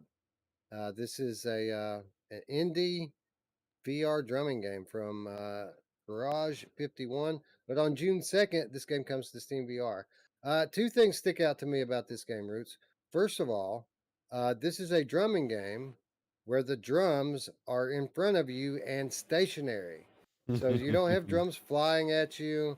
You're not racing down the river with your drums. You have an actual drum kit in front of you that you can play, and you can know roughly where all of your drums and cymbals are going to be without looking for them, which is awesome. That's how real life drumming is. Second of all, the soundtrack sounds pretty cool. So A plus B equals C, man. This looks like it might actually be pretty fun. I'm not typically a fan of rhythm games, but you give me a good soundtrack and a faithful representation of a drum kit, I think there's some fun to be had here. Not only that, the environments are unique and look cool, right? I mean, even just being in there and checking them out would be. I always had a moment where I was afraid I was muted. I didn't even mute myself. This is the thing. I usually don't even have a mic in the scene. It just was there. But anyway, it looks really good. I think for this type of game, the fact that, like you said, everything that you said is true. All these drumming games we have, they've been cool, but they're not traditional drumming. And the music has always been, it's okay. So I definitely think it looks cool. Up until now, the drumming games that we have had have actually not been drumming games. They've been rhythm games with a drumming gimmick to them. This is actual drumming game. This is a game where, like, you could play, if you played this game enough, you would probably become a better drummer in real life because of the speed and rhythm that you develop playing the drums in VR. Yeah, I agree. I think it definitely definitely good. Definitely looks like a good game to me. It has a pretty deep soundtrack, and it must be quality because they are actually collaborating right now with Shell Games and porting some of the tracks from Until You Fall into this game. So some of the actual music from Until You Fall is in this game now, playable in Drums Rock. Oh, nice. I'll tell you what, that definitely does give it more credibility to me. Anyway, that's going to wrap up what's out this week and bring us to our next reminder, which is this is the part of the show where we ask all of you to join us in real time as we do our part to support the developers out there by wish listing a game. And upon much pondering and consideration, Roots, I think I'm going to wishlist Cave this week because these are new developers just starting out, trying to get their feet wet. And I think their game looks cool. So I think I'm going to go with Cave, even though it only supports Oculus Rift. Well, you got a Rift. And I guess Rift would technically be Quest as well, right? I think I'll do the same. Right. So, yeah, you guys, it's a big deal to these developers when you wishlist their game. There's a reason why they always, whenever they promote their games, they ask people to leave reviews and they ask people to wishlist the games. And that's because it raises their profile on the store. Maybe if a lot more people had wishlisted Outlier or left reviews on Outlier, Joyway wouldn't have made the mistake that they just made when they canceled that game. Yeah. So let's see what we can do to support our favorite games and our favorite developers out there. And it just takes a minute, right? Just a minute and a click, and it makes all the difference in the world to someone that you've never met. Yeah, absolutely. And there's a lot of talk about death in the chat, Wes, and how people get killed or survive. But old KV3D is immortal, and I knew it. He's a Highlander. That's a good thing to be. That would be a cool game. Cool VR game. Absolutely. And we might see it, man. I mean, so many people are hyped up on the prospects of PlayStation VR right now. We very well could see stuff like that making their way into the catalog I mean, that Peaky Blinders developer, Maze Theory, that they've had 2 Quest games in development for a couple of years now. And it's one of the things you'll find on the cutting room floor. Um, you know, Upload VR or Road to VR, whoever did the article asked them, you know, if they planned on remaining focused on standalone games going forward, and they're like, well, obviously that has to remain a focus for us, but we're very excited to be moving on to PlayStation VR too. So you could tell, not just that's just one example. These developers, they don't want to have to make standalone games. They're excited about PSVR 2 and the prospects that it brings. They might actually be able to make a high fidelity VR game and have an audience to sell it to. Um, so yeah, I think we could see a lot more IPs and properties from the world of film and books and music make their way into the headset this next gen. Yeah, absolutely. I 100% agree. Exciting times. Anyway, I wishlisted Cave VR, and Steam tells me that it is similar to Eye of the Temple. So hopefully that's true. Probably not, but hopefully it's true. Hopefully, right? Yeah.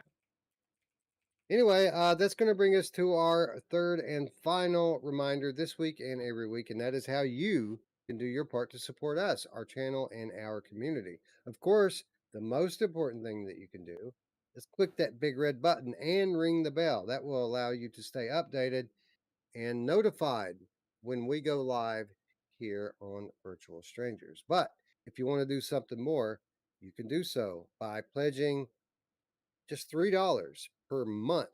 And that will get you access to our weekly show notes that are fully linked out with articles and videos, not just the ones that we talk about on the show, but probably 3 times that many that we didn't talk about on the show, linked at the bottom of it. It's all that, plus insider updates, exclusive content, all for less than $1 per week. You get your name on the title crawl or I'm sorry, the outro crawl at the end of the thing, which by the way, Roots, I'm going to have to change now because we lost a patron. So, so long, farewell. Sorry to see you go, but I understand it. You know, finances are tight in 2022, Roots. You can't always give away all your money. But for those of you who do support us, we very much appreciate it. And if you happen to be someone who would like to do that, there's a link to our Patreon down below. Yeah, and if you can't financially support us, then like, share, and comment. Those 3 things help us probably more than the money.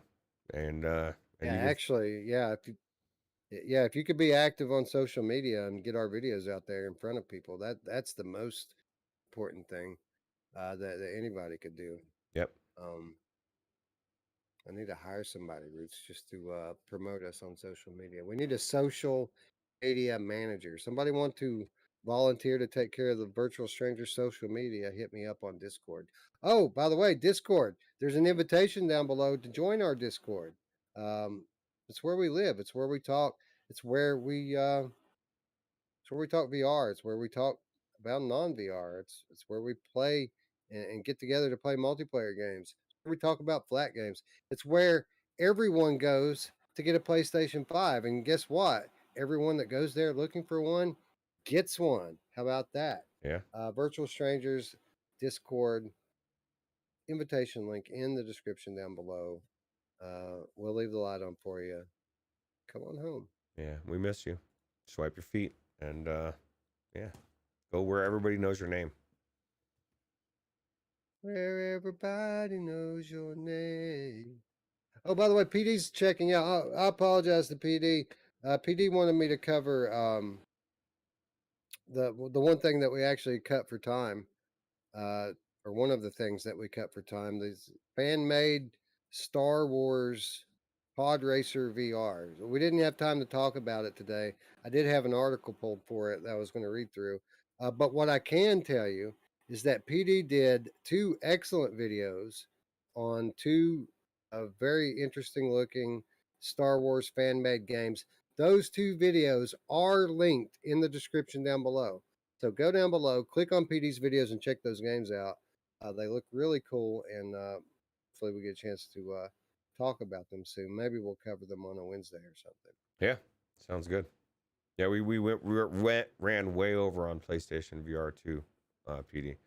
Yeah, yeah, we had to cut something, and then unfortunately that was the last thing on the headline. So it was the odd man out. But anyway, again, PD's videos are linked down below.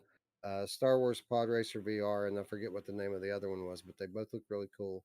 If you're a Star Wars fan and you're a VR fan, check them out because they're free routes. Like these are free games to play in VR, and they look really good. So Wow, how crazy. Well, leave it to PD to showcase all the cool stuff. So if you haven't checked out his channel, what rock are you living under?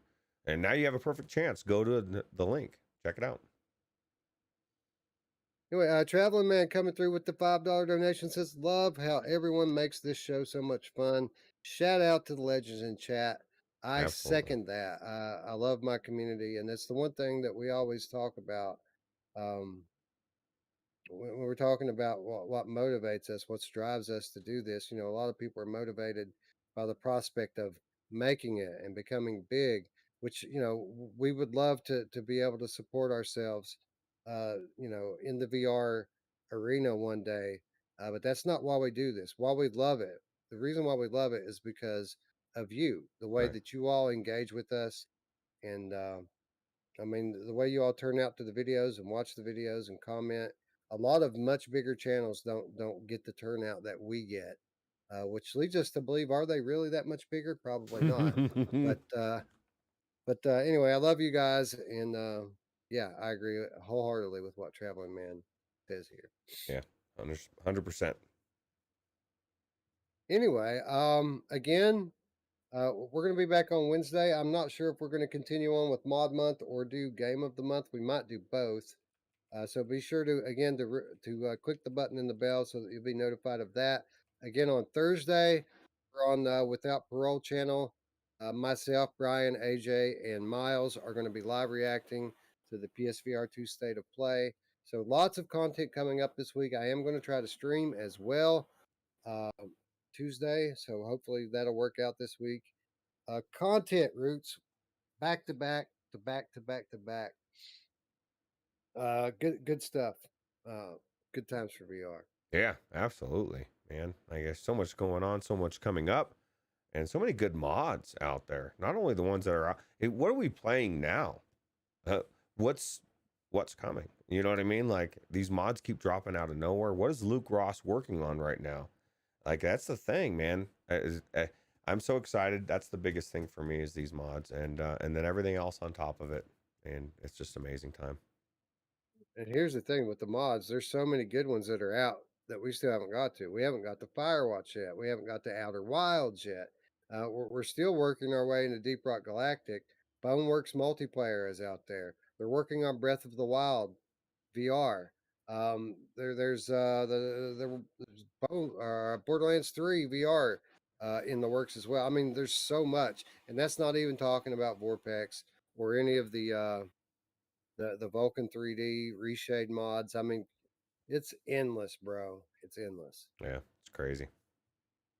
Oh yeah, Decepticon, good call. There's a fan made Thief VR game out there. Remember the game Thief Roots? I remember hearing about it. I don't know if I played it, but I do. I never. I guess it had a big following, right? Yeah, there's a free game out there right now that that is heavily inspired by Thief. It started out as a mod, but as people added to it and added to it and added to it, it became its own game. So you don't have to mod anything. It's just a game that you download now. And not only is it a high quality stealth VR game that's free, but it supports obviously community based content. So there's over 100 awesome community based maps that you can load into it and play as well. Wow, crazy. Free. So good call, Decepticon. Dark Project. Thank you, Onikazu is the name of it. The Dark Project. That's crazy. Sounds cool. Yeah, anybody who wants a link to that, hit me up on the Discord and we'll hook you up. Yeah, another reason to go to the Discord. Come home. And with that said, friends, I'd like to thank you all once again for watching. For Roots, I'm Wes. We'll see you very, very soon. It's PSVR 2 week, guys. So excited. Take it easy. Bye now.